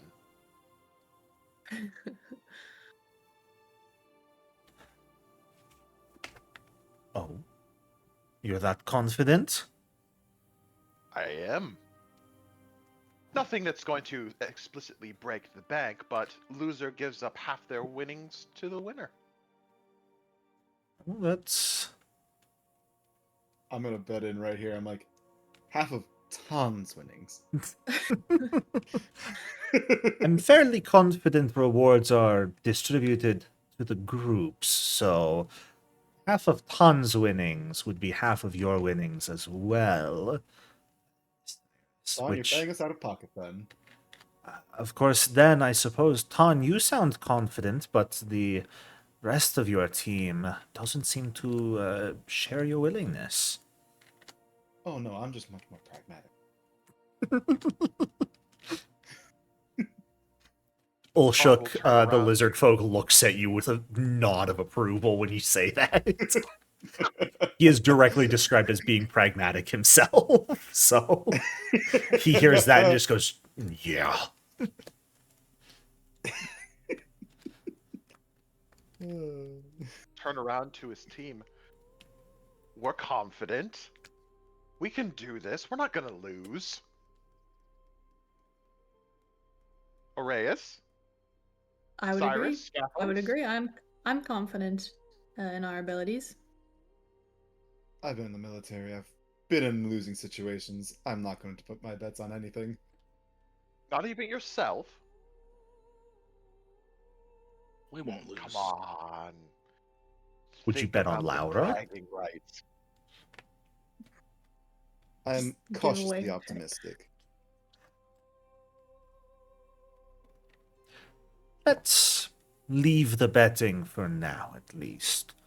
Perhaps minor wagers on specific events could be held. I think the final results will speak for themselves enough that there's no need for you to lose your winnings anyways to us. Well, as you said, Aki, may the best Kitsune win. Oh, is that what I said? I think you misheard me.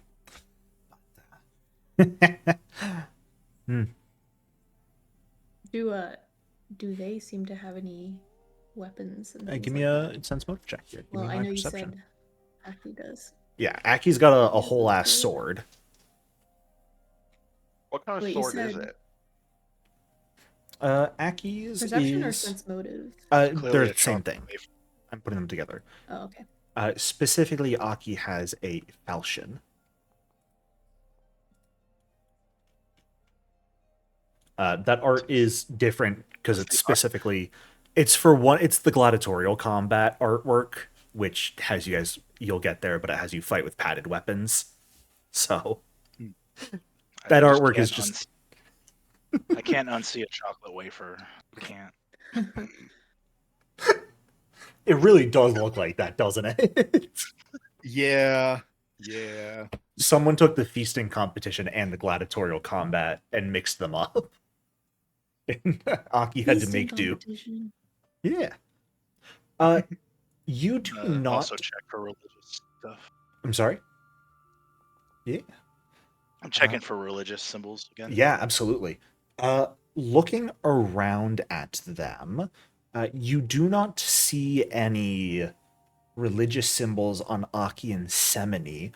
Ulshuk, though, actually has a religious symbol of Nethys on his person, a deity not frequently worshipped here in Iblydos. Out of the non-hero gods would be one of the more worshipped, but non-hero god worship in and of itself is rare. Yep. He definitely carries a large staff and numerous scrolls with him. You notice, Aureus, that Semini has numerous vials and what looks to be alchemical tools on her person. So, likely an alchemist of some sort.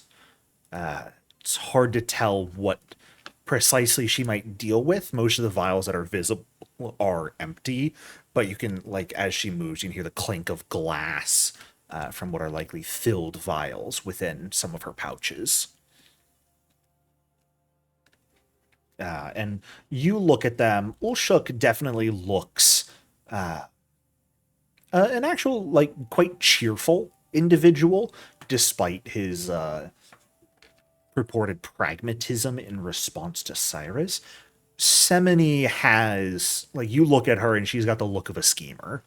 You see it in her eyes that she's barely spoken and she's been, like, carefully observing you guys this entire conversation.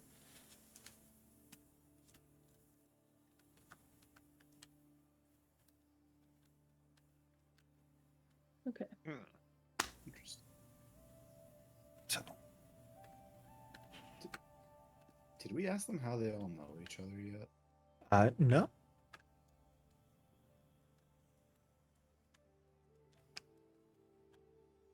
Because they don't seem like locals, right? They seem like perhaps locals to Iblydos, but definitely not local to Bailax. Got it. Okay. That changes my question then. Yeah. A lot of the people you come across seem to likely be Iblydan natives. Actually, I would say this trio in particular don't look like Iblydos natives. That's on me. I got that wrong slightly. Oh. They look like they're well traveled. Semini maybe looks like she's got, like, Iblydan dress. Ulshuk and Aki don't look like it. Gotcha. Okay. I knew it. You knew what? If you don't. But they weren't native. One of them is. The human. Is he half white and half black? Yeah. Scales. He's really taking his Nethys worship seriously.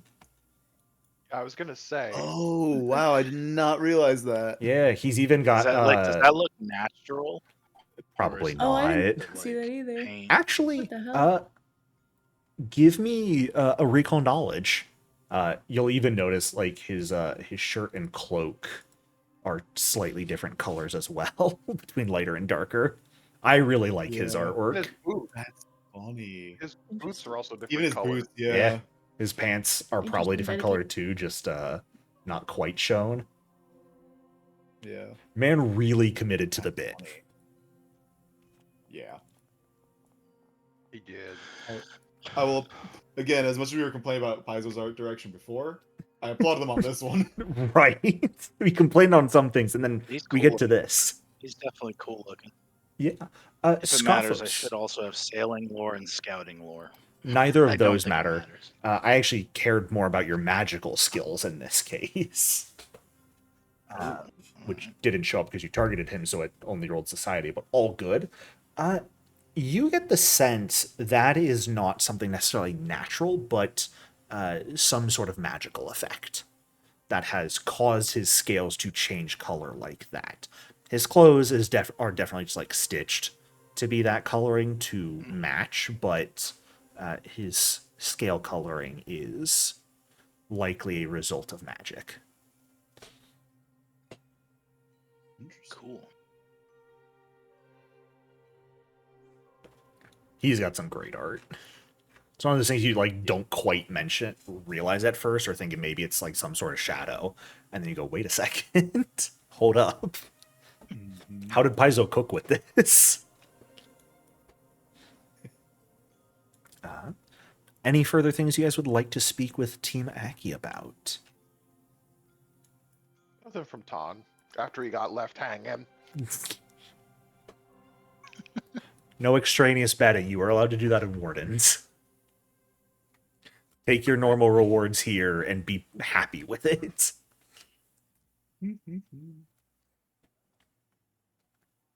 Cyrus, were you gonna ask where they were from or anything? No. More just, I was just curious as a player. Oh, okay. Yeah. Semini definitely wears more native clothing, but it's like bits of native clothing that, like, parts have been replaced, wears additional clothing that's very clearly not from here as well. So perhaps someone who was native but has spent a long time traveling outside of Iblydos.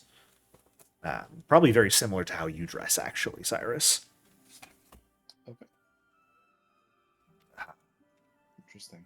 But as you guys step away from them, there's one more team you are welcome to speak with as well, but it's also approaching the beginning of the games, so up to if you want to go talk to the Pearl Chasers, or if you would like to just get in the mindset of competition.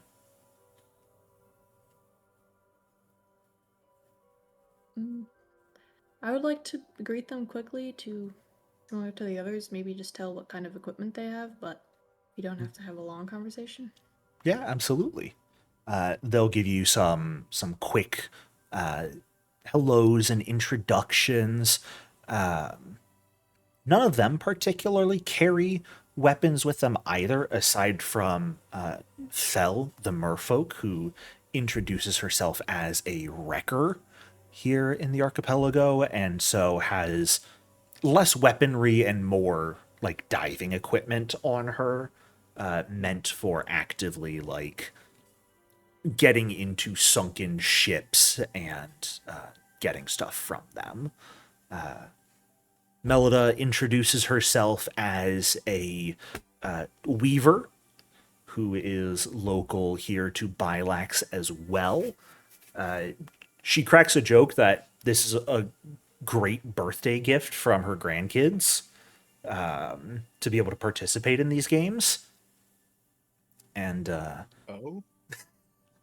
she is 58, has 14 grandkids, and is joining this competition because she just wants some exercise. It's literally my notes on her. She is Okay, the if best we don't character. win- Sure. If we don't win, she has to win. Melida is I the will best say character. she got them crazy That's eyes. She does remain Yeah, she does. sprier than most citizens half her age, though. I was gonna say her shoulders are crazy for 58. So are those eyes. She stares into your soul. Yeah.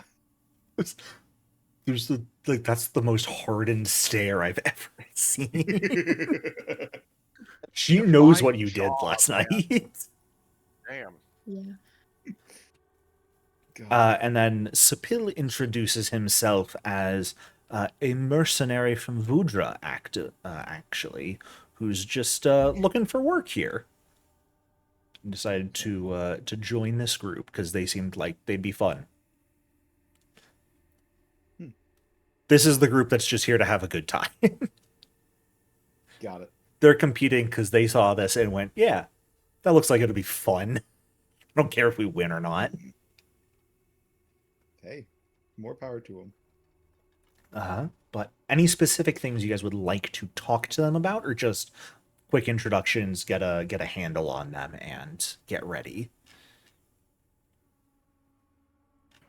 On would So, do a Phil, quick introduction Yeah. himself, but he's not going to really engage in group conversation. Phil, I have to ask, Yeah. have you seen any particularly dangerous beasts among the wreckage as of late? When you say as of late, how like late are we talking? Last night, a week ago, a month ago? I don't think a year recent ago, really. months. Recent months. I mean, you've got your normal undersea monsties, just, fun, weird fish and creatures that like to eat you if you let them get too close, but nothing out of the ordinary for under the waters, no. Just All right, thank all you. the normal stuff. Happy to help. Hey, when the games are done today, you guys want to go get some food? I heard there's a great market that's opened up over in North Slope that's going to have creamed octopus, and I thought that might be interesting to try out.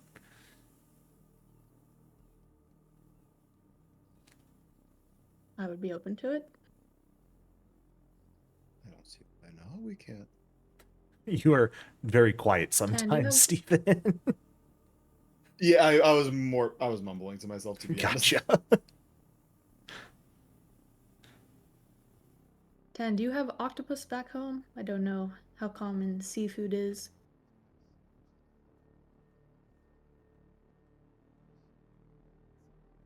If you live by the ports, it's extremely common. The only way you get it further inland is if, you're rich. Because, us broke poor people can't afford it. Fair. All right. But I've never had cream octopus. It's creamed octopus with fresh baked bread. All right. But as you guys all sort of finish up your introductions and early conversations, and multitudes of people begin to gather around the opening stage for sort of the introduction to the games, Undil, a number of his assistants, some of the Drassicons of the city. Drakion is standing off to the side, glaring down at you specifically, Cyrus, as you guys come up and take position as well. And Undil begins welcoming everyone, beginning with a prayer to the dead, in hopes that Dintolneon will pass on peacefully, before beginning to introduce the games. Over the coming days, there are going to be 5 main events that you guys will need to compete in: sailing, the pyre relay, competitive feasting, the gladiatorial melee, and the amphora roll. Which, of course, all teams that are participating in the main events must participate in each of these events. Not everyone on those teams must participate in each event, though. So, everyone is welcome to, but you do not necessarily have to.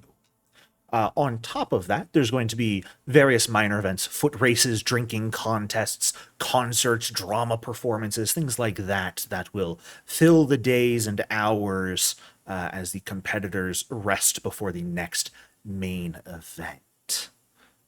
Of course, these competitions will last today, which is Fire Day, Star Day, Sunday, and into Moon Day, with the games ending before nightfall on Moon Day for the send-off of the spirits, as it is mentioned.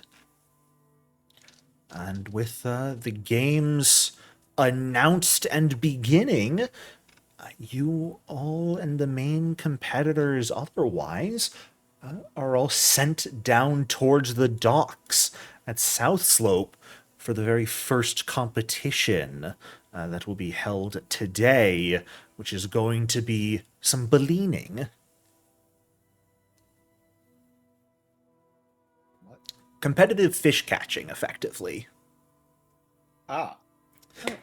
As you guys make your way down, another member of the Philosopher Council begins to introduce the game. A prayer to the spirits, of course, pervades everything else. But here in Kardahi Bay, the seasonal currents sweep up nutrients from deep in the Obari Ocean, feeding algae blooms that attract huge shoals of sardines, other small fish. In ancient times of Port Bailax, the fishers would sail tiny two-person boats, relying on the waves and their handheld nets to torpedo through the shoals, capturing fish and doing their best to not crash into the reefs.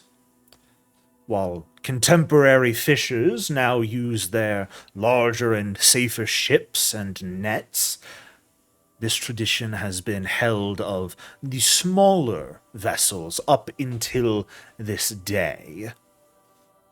That is what you all will be competing in here.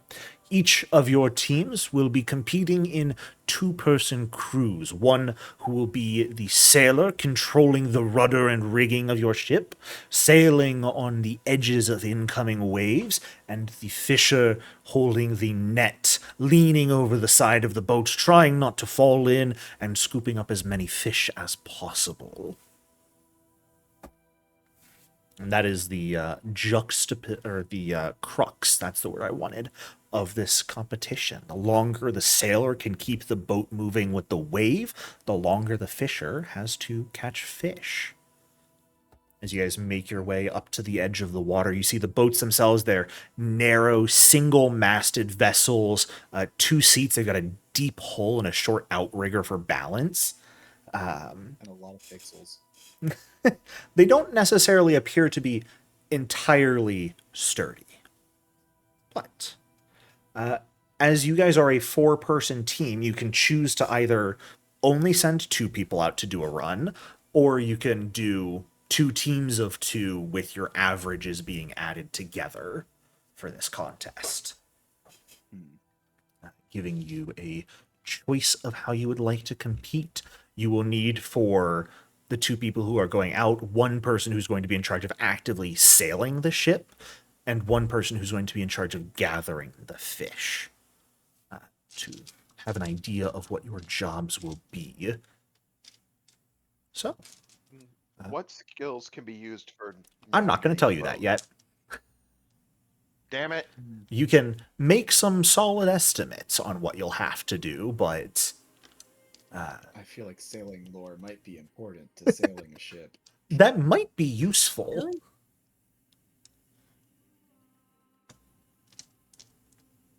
And I, for I once feel like in my athletics career, and took it. acrobatics is going to be important too.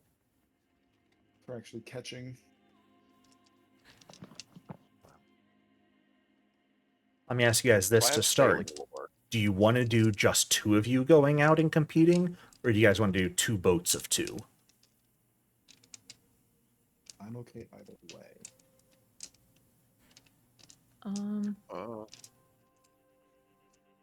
I Does anybody would else have be able sailing to lore? try to. No, I do. Tan, you as well. Yeah. Okay, maybe you I guys should be the one. Maybe we could do both, and you guys can both be the ones sailing, like 2 teams. And Okay. Though I have a feeling that Cyrus's sailing lore is probably 2-3 points higher than mine. Yep. Athos, what were you about to say? I also currently have sailing. Oh, You shit. got I lucky should. on one of your I spirits should. today. I don't think it's working properly, but I should. Interesting. Nice. It only gives me the second Oh. spirits. That's not the primary for some reason. Weird.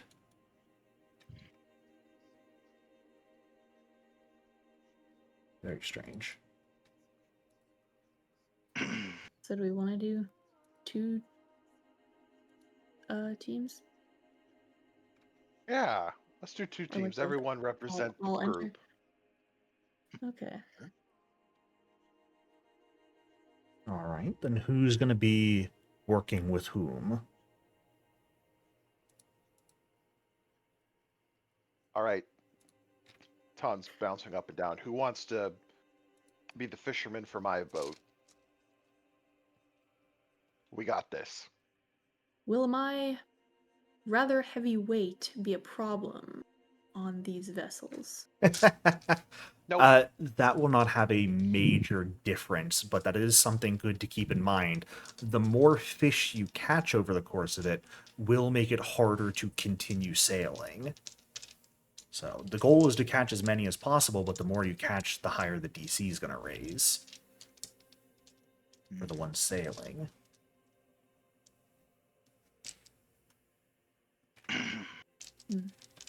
Arias, sail with me. We got this. We're going to show up everybody. All right. Oh boy. Oh boy. So I guess that means Scoffos and I will be on the other team. Okay. Alrighty. Don't As worry. you- If you guys do really well and we do really poorly, the average will be okay. Jericho. Yes. Before we go to do this, can I use the tactic for the swimming speed for the... I mean, it's not that much, but like... Yeah, it also only lasts for a round, technically. I know, that's always like... But I'd say you can give everyone some reminders on be like, hey, this is how you swim. Don't hit the fucking reefs. Yeah. Be Oh. careful out there. Watch out for riptides. Right? Fantastic. Well, let's go ahead.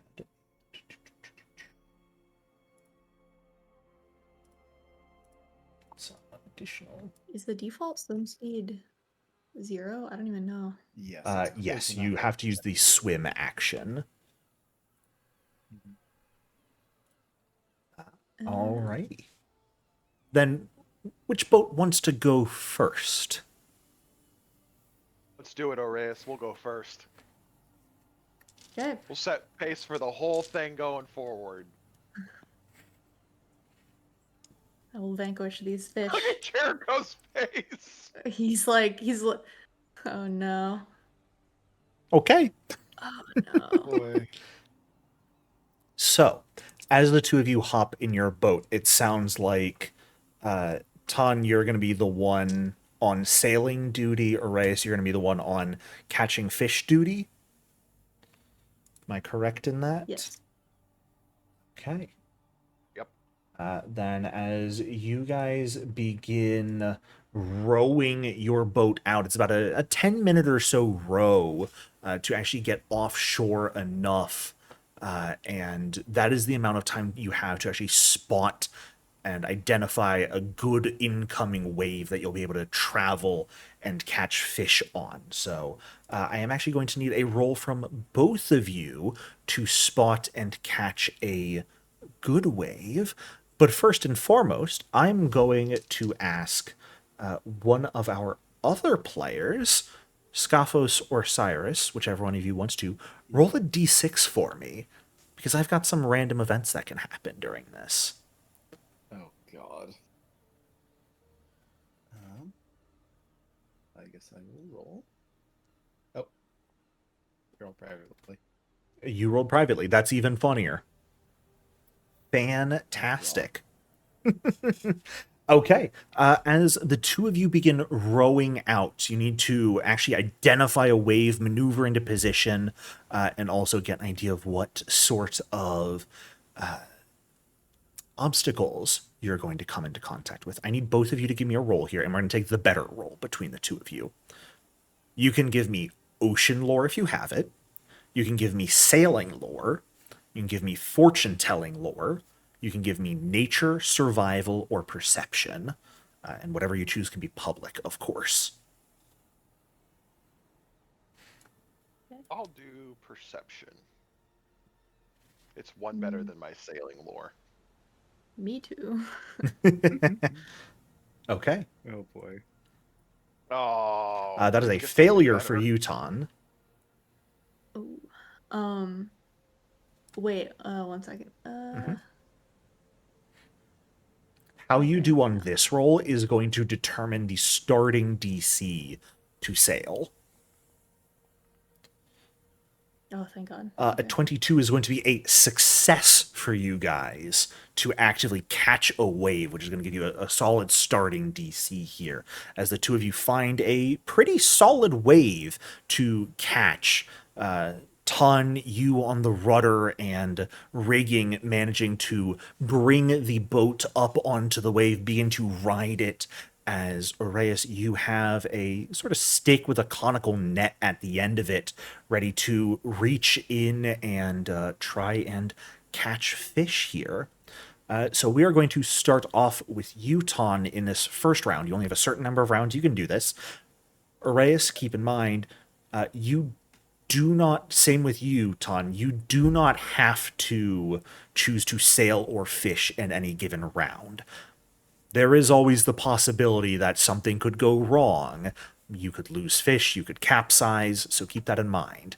DCs will continuously increase. You do not have to keep attempting if you're happy with your score. But of course, you are going to want a good score. Ton, we're going to start with you, making your sailing check here. You can give me sailing lore. You could also give me athletics, crafting, or nature to sail the boat. Oh well, I'm a barbarian. We have really good athletics. Okay. +7. Let's go. As you get on the wave and begin pushing it forward, and 11 is a failure. I'm gonna hero point that. Okay. Incredible. Can you check my dice, please? Yeah, it's rolling just fine, trust me. That's three Three fours in a fours. row. It's going just fine. The probability is immaculate, trust me. Well, Jericho, does that mean if I get another 4, I get my hero point back? No, if you get another 4, I laugh at you. Damn it. Was that a success or failure? A 21 is a success. If a 21 was a failure at level 1, we'd have words to speak. That would be a bit absurd. Really hard to sail here. As you, with a bit of an issue to start, especially getting out here and beginning to sail, perhaps something about the boat itself that you're just not quite used to. You haven't done the sailing yourself to get here. You were a passenger most of the time. You only did a little bit of work.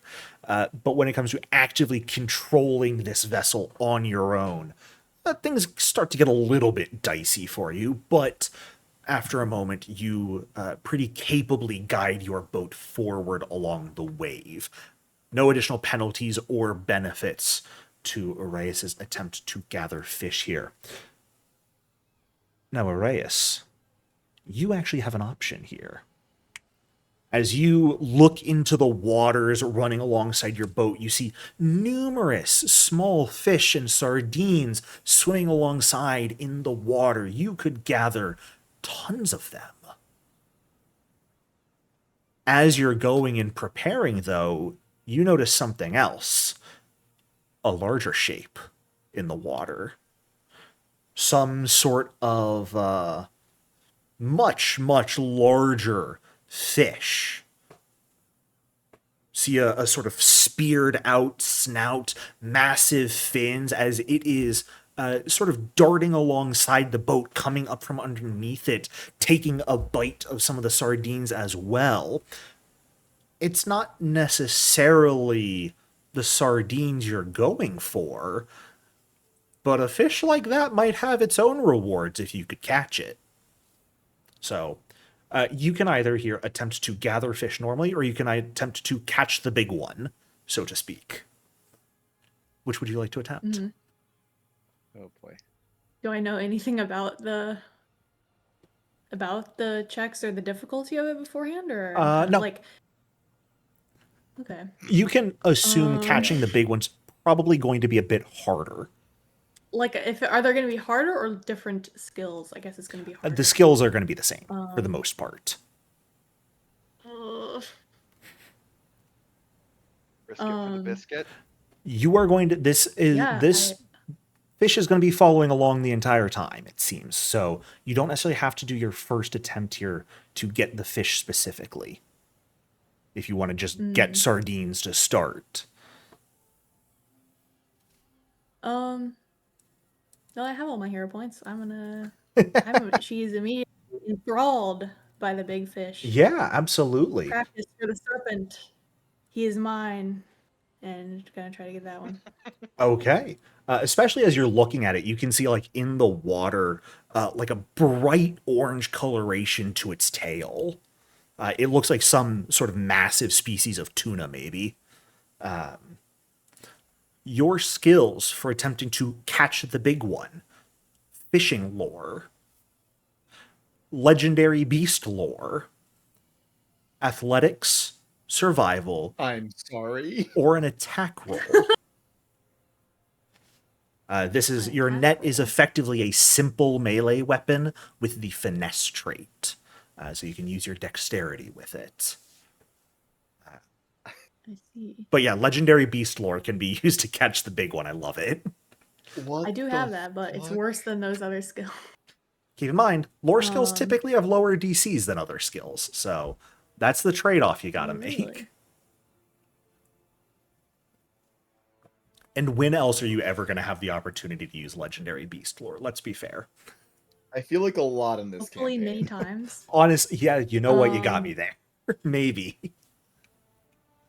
But it's 3 points lower than the others. You've got a choice to make here. You know Go what? with your gut. Legendary Beast lore is pretty niche, so I'm gonna use that. Let's go. Wait, let me check one thing. Okay.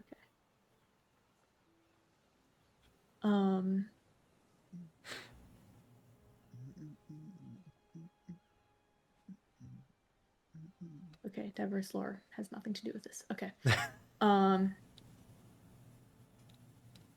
Okay, I'll do it. It's public, right? Yeah, this is public. Hero points can be used. Well, yes. An 8 is not a success, unfortunately. Ooh. Oh, okay.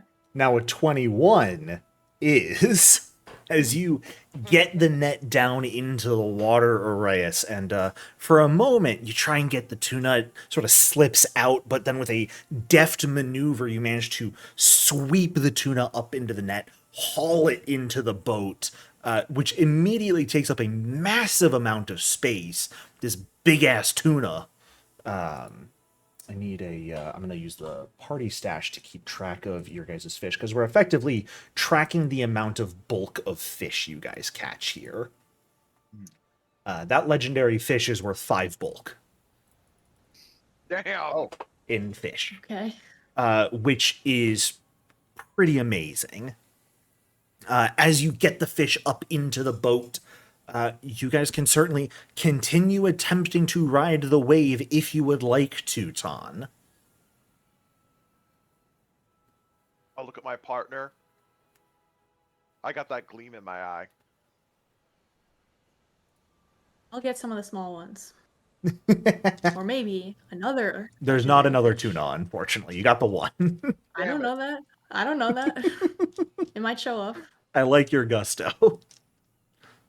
I don't know. If I you would want like to try to again, you pound can give me fish. another check here.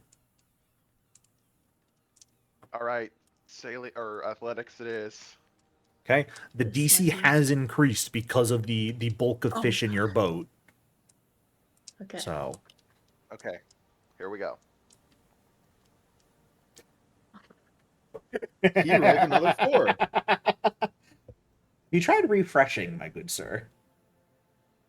Yes, Well, I can't help I'm you gonna hero then. point it, but I'm gonna hero point it. Okay.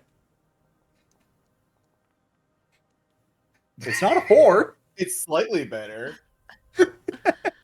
22. Oh, man. 4 fours Oh, into a 5. Amazing.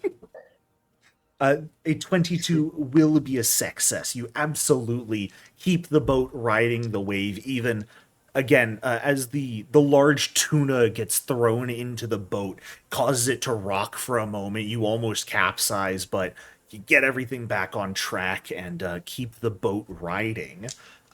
Aurelius giving you the opportunity to gather fish again, which fishing lore can still be used. Acrobatics can be used as well, on top of athletics and survival, or an attack roll with the net.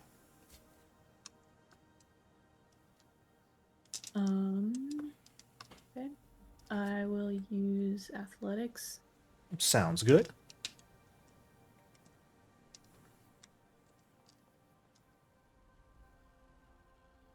Okay. A 20 is absolutely a success. As you brace yourself against the boat once more and lean down into the water, sweep up some fish and toss them into the boat.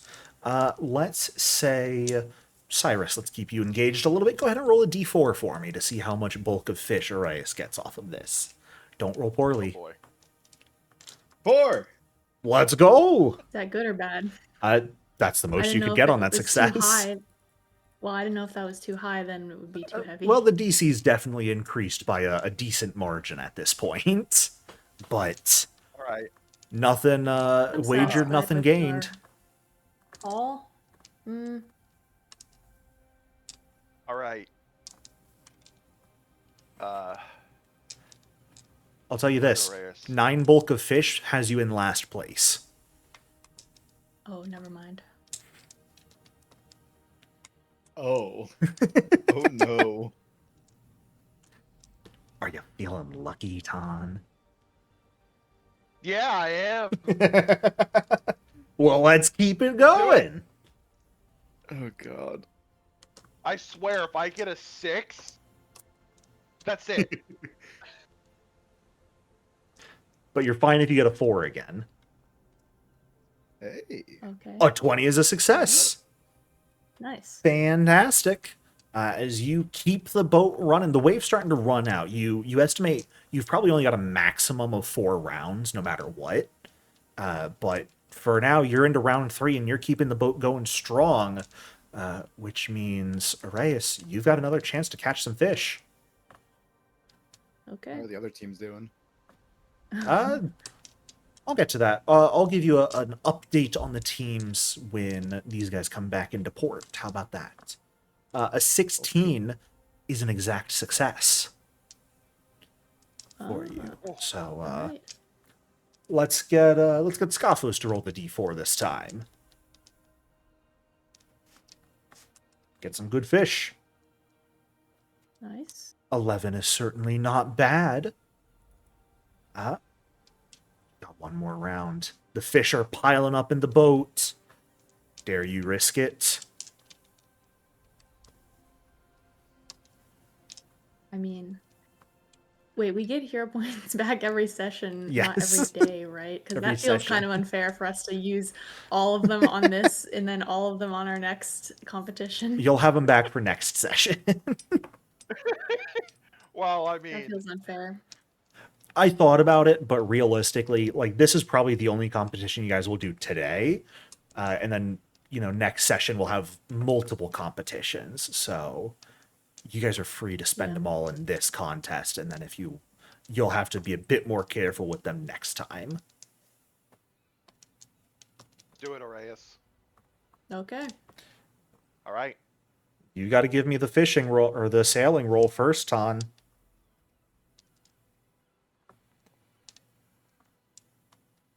Well, now he's rolling good. A 19 Unless succeeds. that's a failure. Oh, okay. Nice. And a failure, I will say, is not necessarily awful.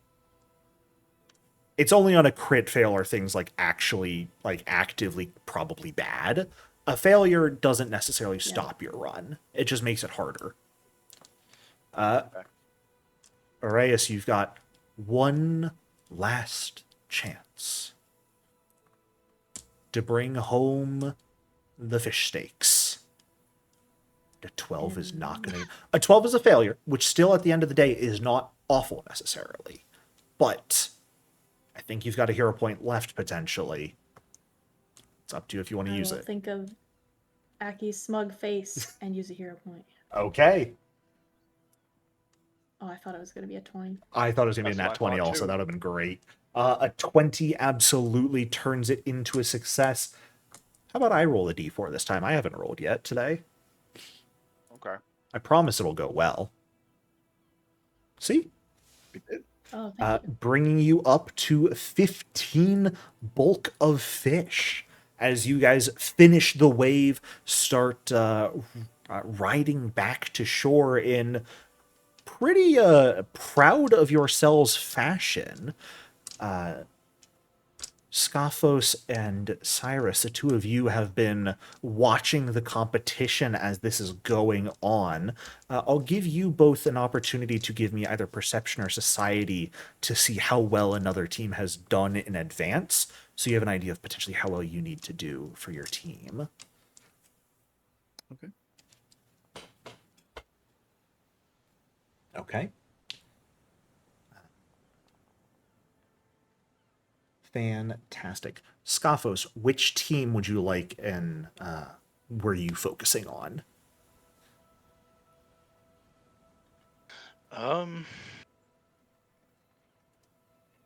Aki. Aki,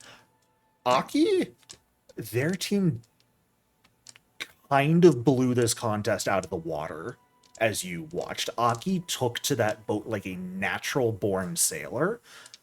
Their team came back with 18 bulk in fish. Jesus. Cyrus, unfortunately, you don't get an exact number, but you did watch from the Golden Pegasi them doing decently until Ifani accidentally tipped the boat and caused a number of their fish to spill. Gotcha. But you don't have any exact numbers for how those teams are doing. Mm-hmm. We've got 15 fish for our first team, though, as you guys are going to be averaging out your totals. Good Sir Scophos and Cyrus, as you guys take to the water, which of you is going to be on sailing duty? Which of you is going to be on catching duty?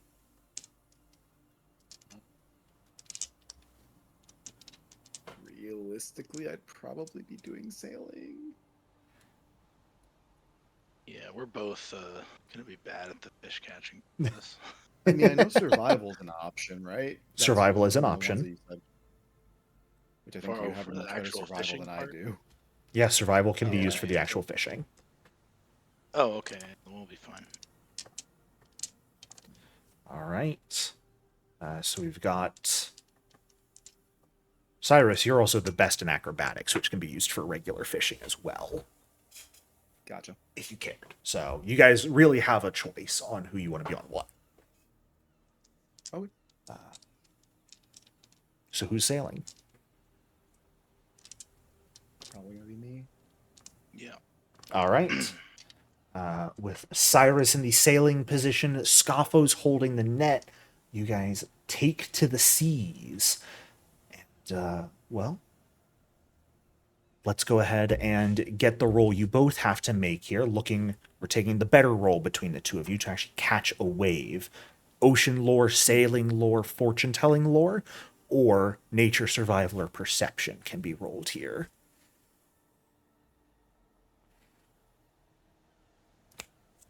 That is a success for you, Cyrus, and a success for you, Scoffos. So both of you succeed. You're keeping us at the same starting DC as your compatriots as you get out onto the water. But of course, we need to determine what random event you guys are going to get. So, Arius or Ton, whichever of you wants to, go ahead and roll a d6 for me. We'll keep it blind, just cause. That's what your friends did. God damn it. You wanna roll for it? Sure, Jericho. How do I roll a d6 blind? If you see right above the chat box, you've got 4 little buttons that look like a globe, a incognito person, a crossed eye, and then just a person. Those are buttons to change your roll type. So the crossed eye is a blind GM roll. So you can sort of set all of your rolls to be away. Fantastic. We got the big one for you guys sailing, which was rolling a 6 on the d6. Ton here rolled a 1 on the d6. Sounds What is with my rolls today? Now, here's the thing. That's not necessarily a bad thing for our sailor. As you two get on the wave, it is not a, what was you guys learned, a fire flank tuna that comes up along your boat, but instead for Cyrus and Scoffos, numerous dolphins come up alongside your boats. Specifically, mischievous dolphins. Dolphins that are lucky but rambunctious. This is going to increase all of the DCs you guys have to make from now on by 1. However, it is going to allow our fish gatherer to make a nature check at a pretty low DC to attempt to gather fish as well, getting help from the dolphins. So, our first sailing roll. That's going to be you, Cyrus. Again, you can give me athletics, you can give me crafting, you can give me nature, or you can give me sailing lore. Yeah, sailing lore it is. Fantastic. God. Well, a 13 is an exact success right now with sailing lore. Oh shit, okay. Base DC is 14 for your sail because of your catch a wave success. You've got a +1 to that because of the dolphins, so 15, but sailing lore reduces the DC by 2 for sailing. So, right now with no bulk, a 13 is an exact success. Also means if you wanted, you could go for a crit success and see what benefit that brings, but that's up to you. I'll wait. Okay. Fantastic. Then just capably guiding the boat for now across the water. Scoffos, do you need a reminder on the skills for gathering fish? Well, I think I should use the event to help. You want to go with the nature check? It's 3 less than survival, but you said it's way less, so I'm gonna it trust you is. that it's- I will tell you this: you will have a.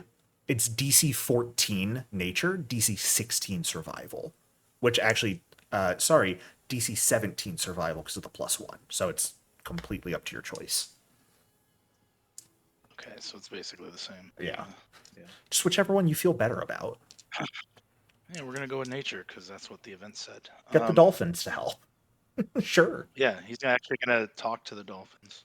Love He's it. doing this like, hey, you guys are smart. Push the fish into the net, please. Like 3 of them raise their heads out of the water and nod at you. Go ahead and give me that first roll here. Nice. A 19 is absolutely a success for you, which means, Arius, since good sir... Oh, Ton's back now, but you're here first. Arius, give me that D4 roll.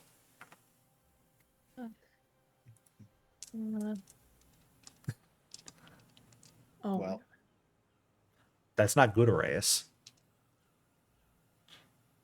That's very not I should good. have done it.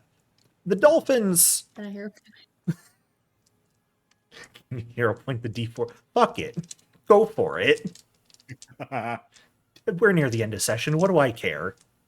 Wait, really? Well, Yeah, sure, why why won't not? let me?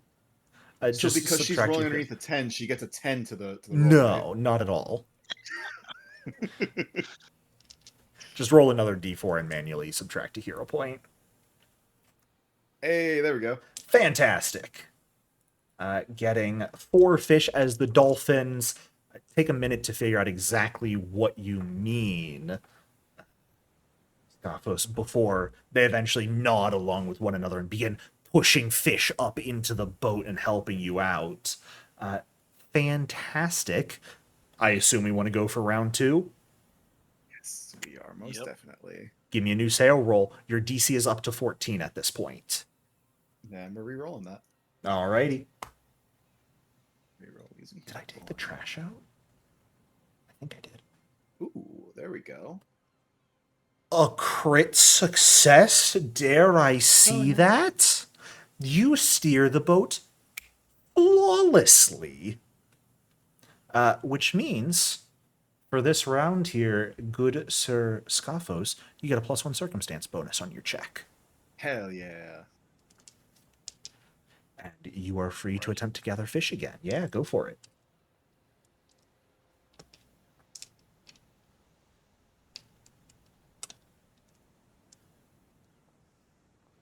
Well, And hero point. Uh-oh.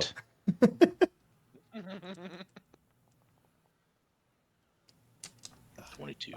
Fantastic. That is going to be another success. Ton, give me that D4 roll.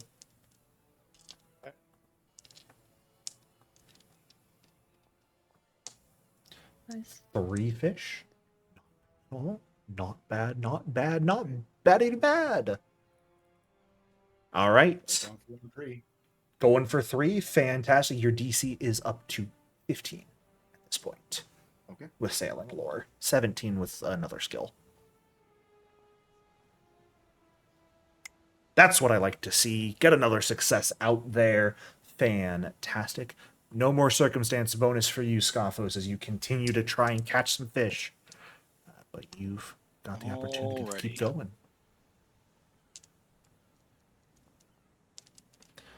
That is an exact success if you want to keep it.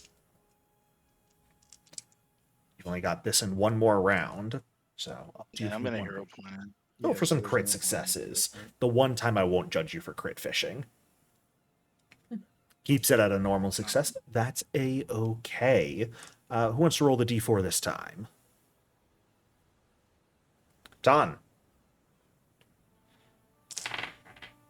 You saying that because you have a hero point you can expend on it? Yep, and I'm gonna do that. You're assuming I'll allow it again. I felt pity said I for could. Arias. You just said I could. I don't think I did. I said Arias could. I said I was No, going to allow before it. that. I asked, are you asking to roll because you have a hero point? And you're hoping Yeah, I'll that let you implies use it. you'll allow it, right? No, that does not. What do I get out of allowing Oh. you to use a hero point here? Half the winnings. Appreciation. Damn, I am a slut for appreciation. Go for it.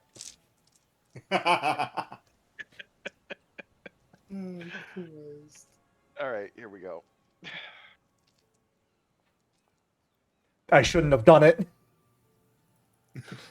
I have been quite possibly Wow. bamboozled. I mean, we're at 11, which isn't great. You are at 11. You're really looking for a crit success on this last one, on gathering Well. fish if you can get it, which means Alrighty. I think needs a 20 on the part of Scoffos or a crit on your end, Cyrus, which will allow a 19 or 20 for Scoffos. Alrighty.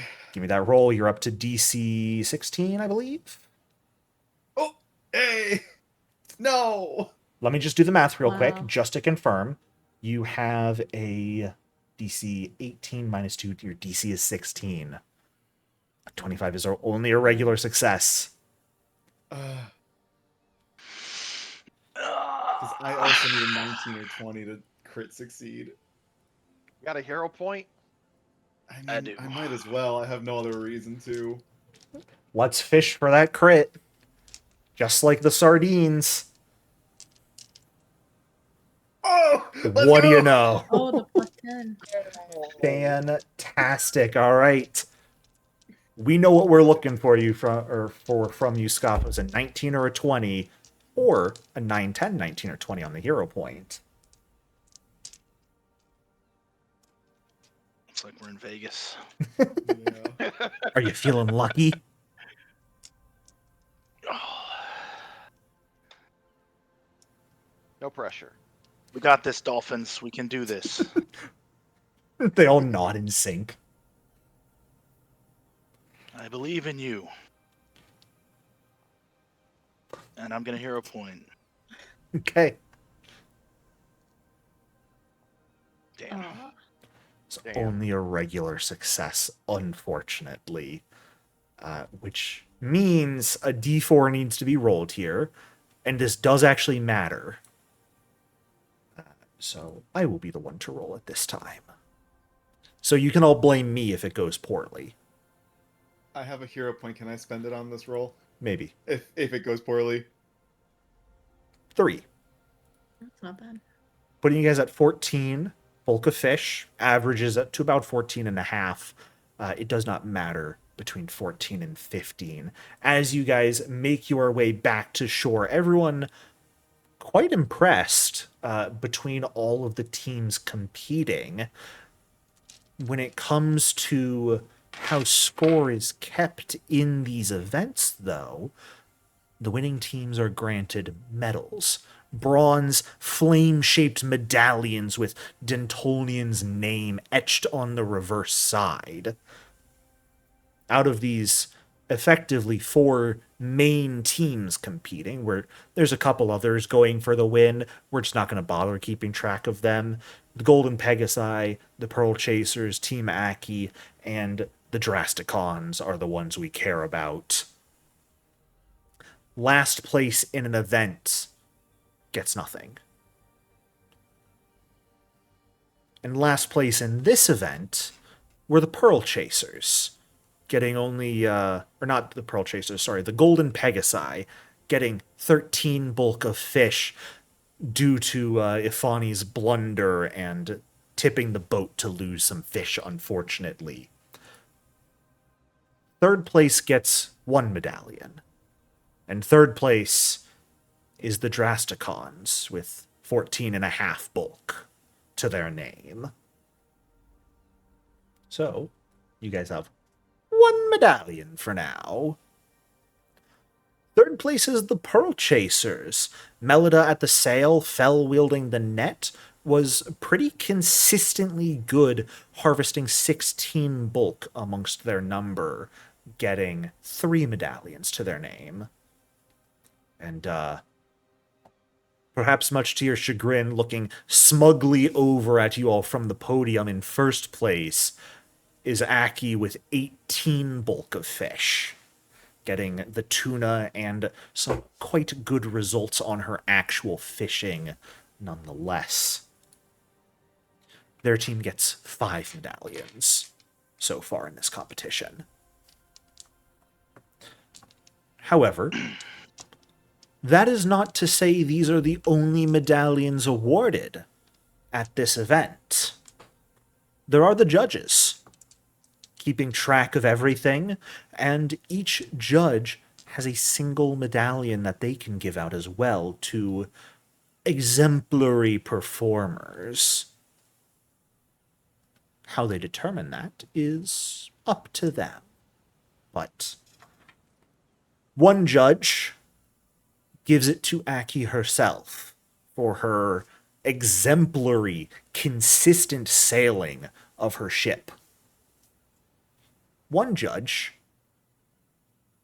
gives it to Uraeus for coming across the big one and being so completely new to this, yet taking the opportunity and successfully catching it first chance possible.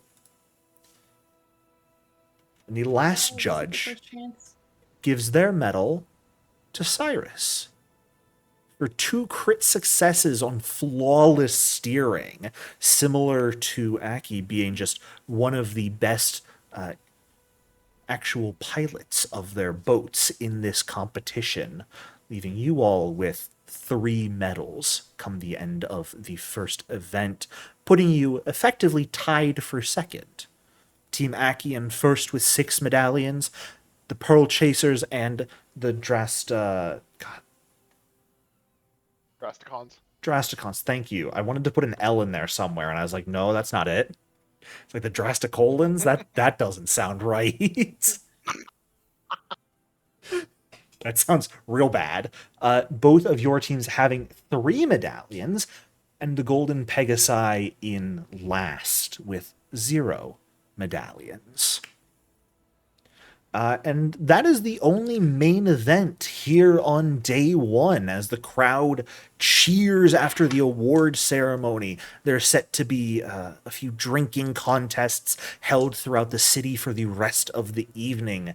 But as the sun is setting, you guys sort of have the chance to go back and have dinner with Terpsime and do anything else you would like to do for the rest of the evening.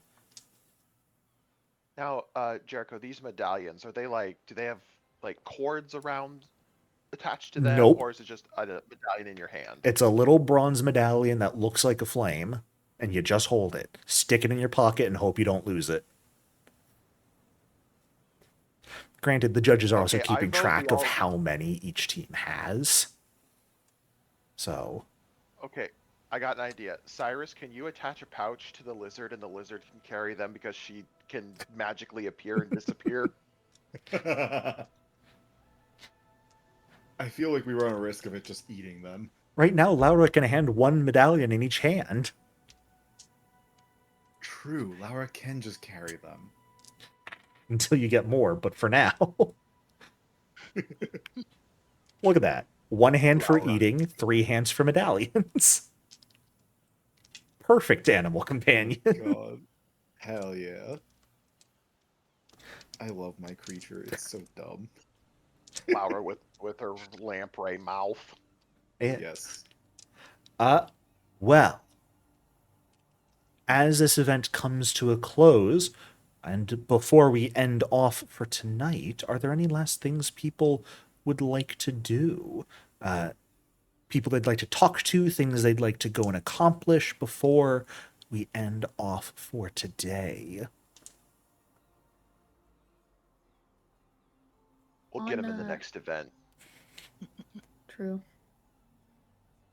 On Team Aki, who was so Aki was sailing, who was Aki fishing? was their sailor, and it was Semini who was the one actually gathering the fish. Sus. She may have drunk a mutagen in advance. Who knows? Actually, do we know anything about the rules of this competition? Like, do they care about you, say, using potions or using magic? Or It's going to depend on each event. Like, the gladiatorial melee is probably going to have different rules, but for some of these things, like the sailing competition here had a 10-minute time limit per team. So there are really not any rules on, like, using magic or potions or things like that to assist yourselves. Could I have used Lauda? Maybe. Lauda doesn't have opposable thumbs. Let's remember this. Yeah, but it could have helped with getting the fish. I could grab like 1 or 2 fish. I don't know. Why does it look like she does then? Lauda might actually have opposable thumbs. Never mind. Yeah, those look like hands. Okay, never mind. Maybe Lauda could have helped. So some people might certainly look down on people for using magic in that sort of event, or like buffing themselves, because this is a competition of skill, and it's meant to celebrate the life and death of Dintolneon, a near hero god and legendary figure in the city. So I leave it to your own morals for future events. Okay. So anytime I can get away with... Oh, go ahead. A crit was Anytime I can 1d4 use plus my 2 for the fish catching, and a regular failure was 1d4 minus 2. The math ain't mathing. Yeah, 18 is a What was lot. the crit failure? Crit failure was nothing, and you risk capsizing the boat. So with the sailing action, a crit success gave a +1 to the fish gathering. A success did nothing. A failure did a -1 to the fish catching, and an increase to the sail DC for all future checks by 1. And a crit fail makes 1d4 fish fall out of the boat, and the 2 people in the boat have to make a reflex save, or they fall out of the boat as well, and their run is ended early. Oh no. Sorry, Damn. you don't capsize the boat just gathering fish crit failing. That's if you crit failed trying to catch the big one. Regular Okay. gather fish crit fail is you get nothing, you tangle your net, and you take a -1 to your next gather fish attempt. Ooh, there's a question. Did they get a big one? They did get a big one and a single crit success for Team Aki Oh. on actual fishing. Damn. Freaking tech goo. I did a bunch of rolling in advance for the other teams because I didn't want to bog down session with me rolling mid-session for it. Sitting there in silence, rolling for 5 minutes. Just doing the math on that. How do you think this is part of prepping games, man? Me sitting in silence, no, I just mean in the rolling rolling dice. Fine. You guys actually probably got 2 of the better sailing events. If you rolled a 2 on the d6, you would have gotten dangerous shoals that would have dealt damage to the person sailing the boat unless they succeeded at a perception or nature check. A 3 would have just been smooth sailing with no effect. A 4 would have been a huge wave, which would have increased the DC to sail, but reduced the penalty of sailing for the bulk of fish. And a 5 would be an upwelling, which critically succeeding to gather fish earns an extra bulk of fish. So, lots of fun different events. But on that note, with nothing else really getting done, at least before you guys have the evening to yourselves, we will go ahead and end off here for the night. Thank you all so much for playing. I do so hope you enjoyed. The games are underway, and it looks like we've already got a bit of a feud going, so next time let's get our revenge on Team Aki and prove them full of it. So, Yeah. All right, everyone. I have to run off to work. I will see you all next week. have a great evening, you later. everyone. Bye. Night, everybody. Have a good Bye. one.